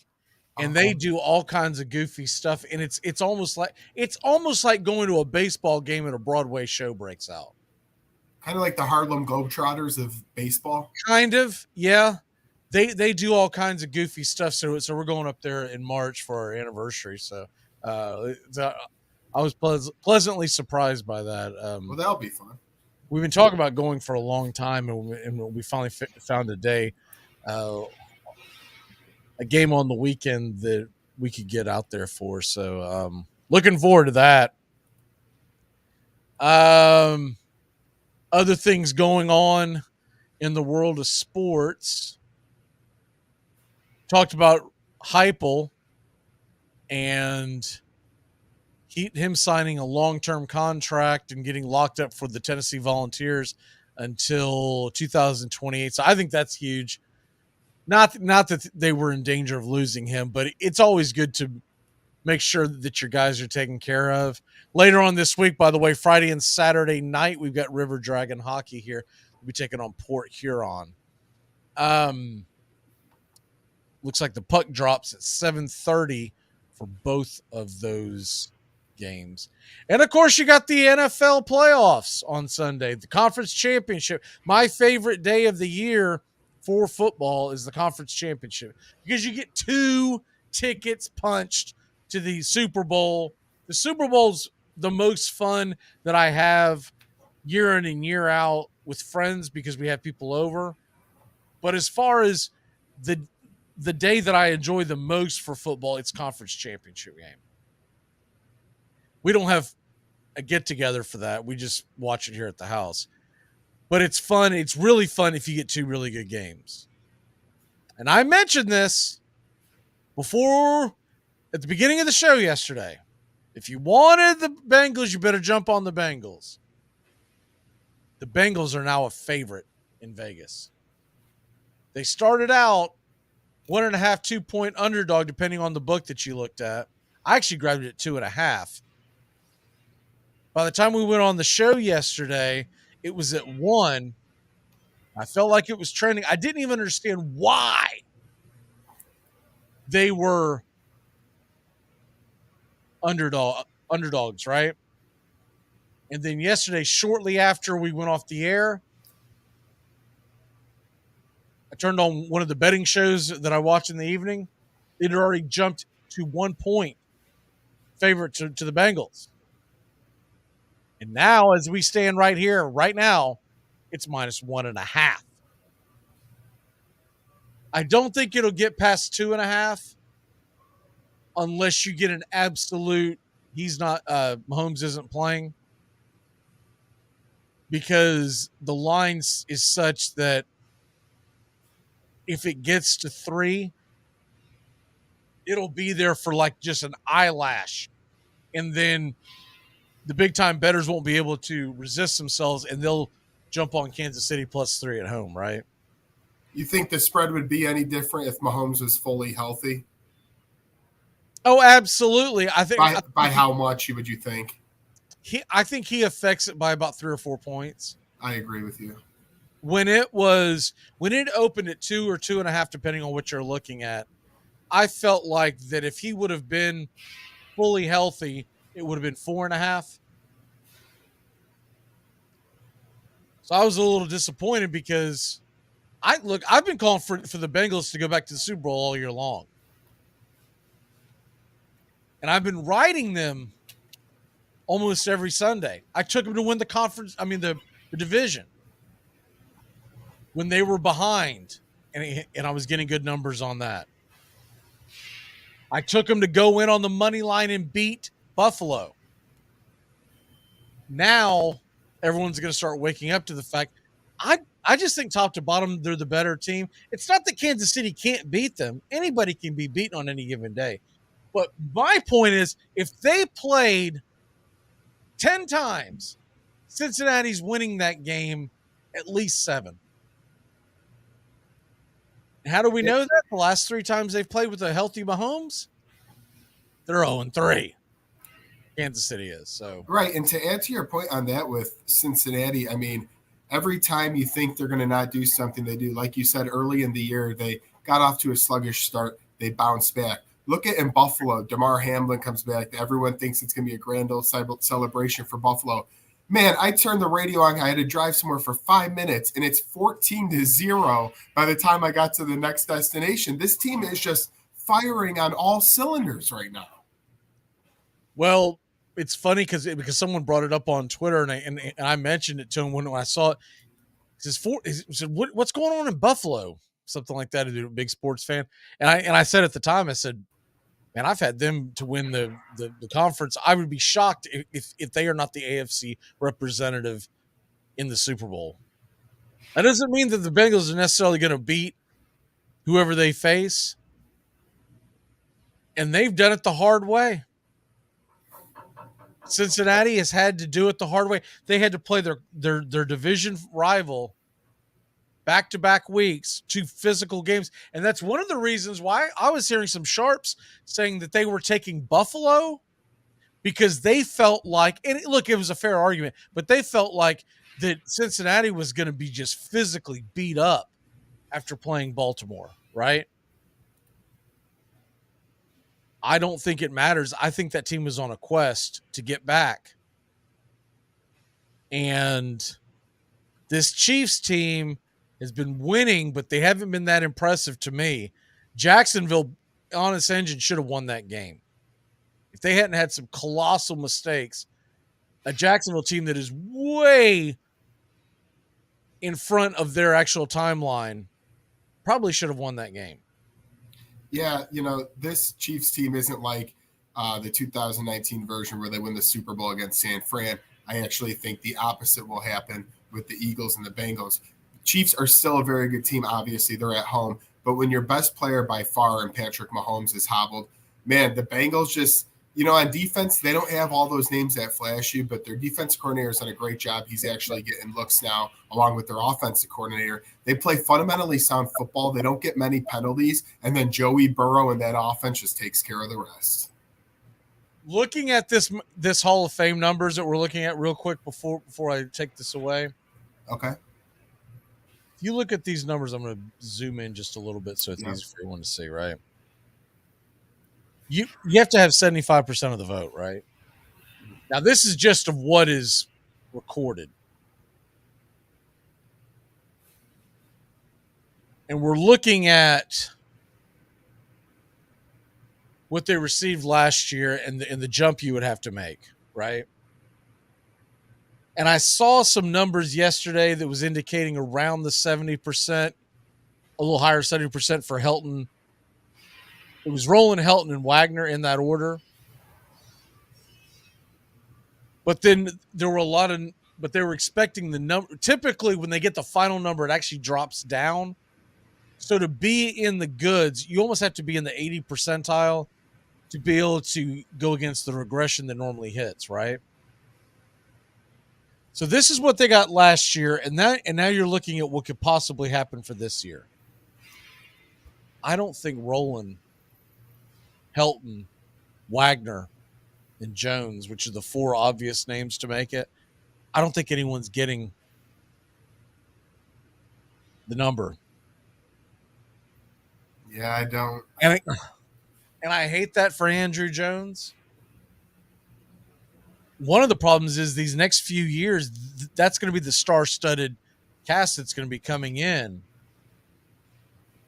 And this is a year that if you're Scott Rowland, if you're going to make the Hall of Fame for the Veterans Committee, it's got to be this year. And I just don't know if he's going to do it. I was kind of surprised Andrew Jones' number went down. It's not like it's an unbelievable.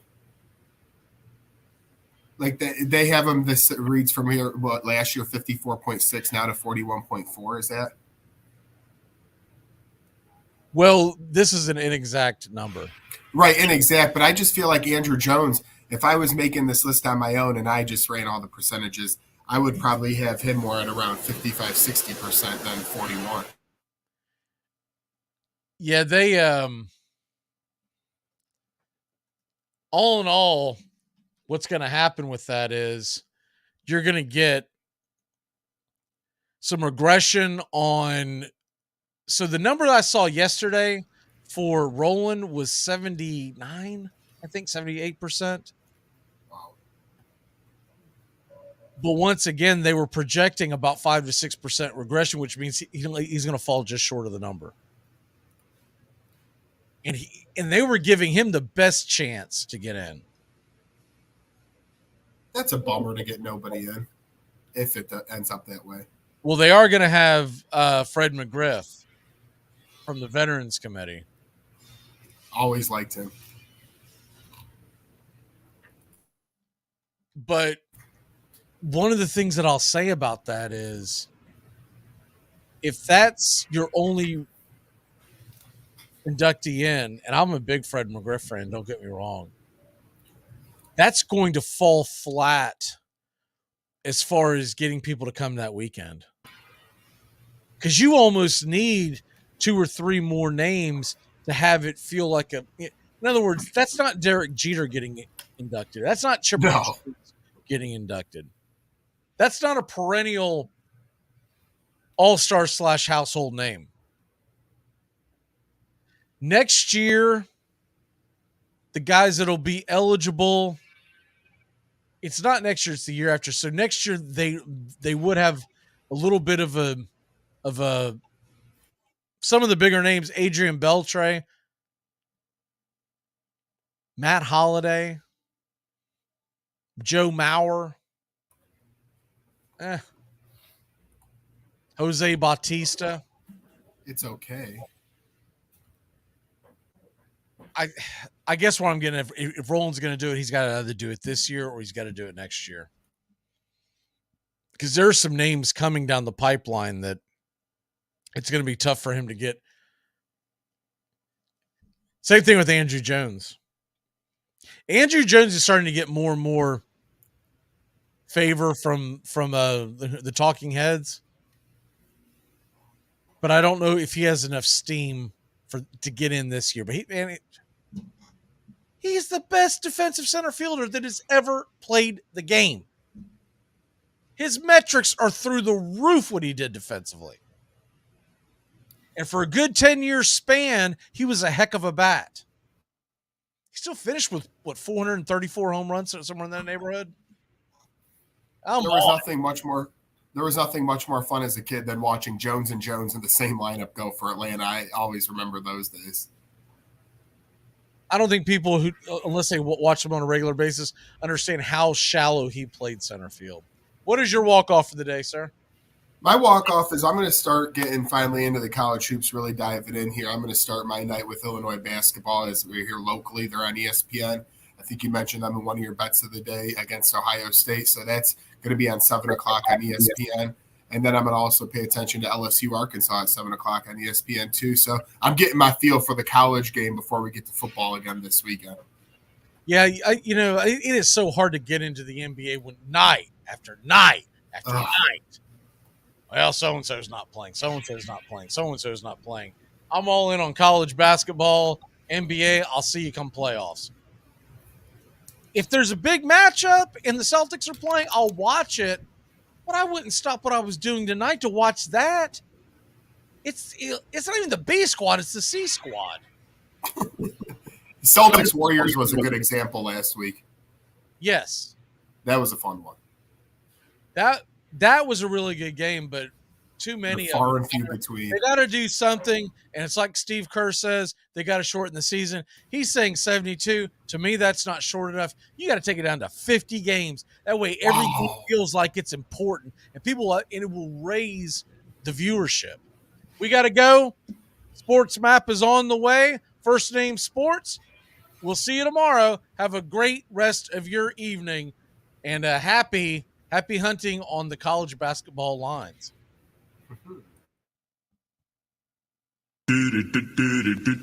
Goodbye, sweetheart. Well, it's time to go.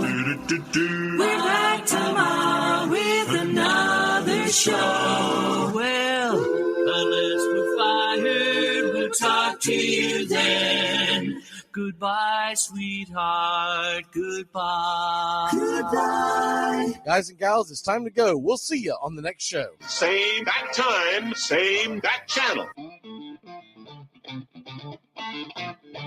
Thanks for listening to Braves Country with Mac McGee and the Armchair Quarterbacks on 99.1 FM WQEE, The Key in Noonan, Georgia, and simulcasting on youtube.com/@Braves Country. Braves Country comes your way weekdays, 3 p.m. Eastern to 5 p.m. Eastern. Please follow, like, and subscribe today. Armchair Quarterback Radio, your first choice for Southern sports. Something of the 5th of September. Something of the 5th of September. She said a lot that I can't remember. Something of the 5th. Can I get another cigarette, please? Can I get another cigarette, please? Yeah, I know I live to regret it. Just give me another cigarette, please.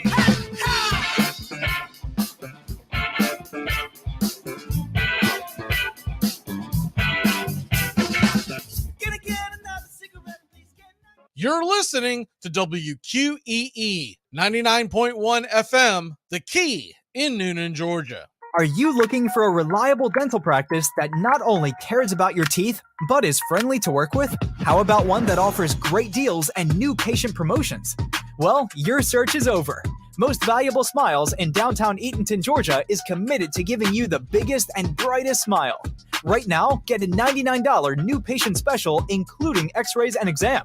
Maybe you're looking for veneers. Most Valuable Smiles veneer special includes 1 free veneer with every 5 purchased. Or get that bright white smile you've always wanted by taking advantage of an exclusive $100 off Zoom whitening treatment when you book today. And don't forget that 2022 is almost over. That means most insurance policies will reset by the new year, and to avoid losing that extra money, you need to use it or lose it. Book an appointment today with Most Valuable Smiles in downtown Eatonton to lock in these exclusive deals. Call 706-623-0318 or visit mostvaluablesmiles.com. Hey, sports fans. The Key has a brand new show. Braves Country is coming your way weekdays 3 p.m. Eastern to 5 p.m. Eastern. Drive Time on WQEE. Braves Country is a Southern sports talk show with Mac McGee and the Armchair Quarterbacks. We'll be talking the Atlanta Braves and Major League Baseball, along with everything important to sports fans in Braves Country.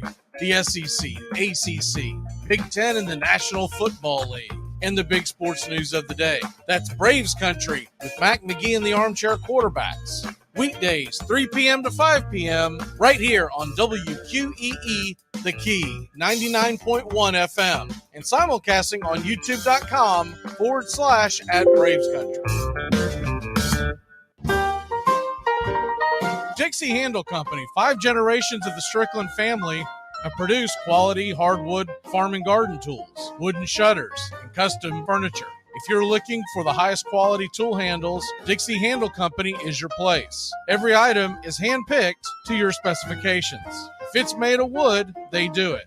Call now, 931-722-3395, or go online to dixiehandle.com. The Dixie Handle Company. Welcome to craftsmanship.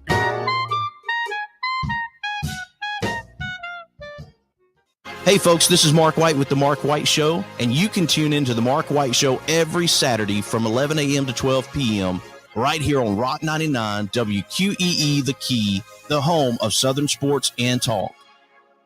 Hey, sports fans, it's Rod Peterson here, host of The Rod Peterson Show, inviting you to join us daily for 2 hours of Atlanta's funnest sports talk right here on WQEE. I say fun because it is. You've never heard a show like it because we make the listeners a part of the show every day between noon and 2 p.m. Eastern. You'll hear plenty of the best sports talk, including the latest on the Falcons, the Braves, and more. And who knows, you might even hear you. That's the Rod Peterson Show daily at noon right here on WQEE.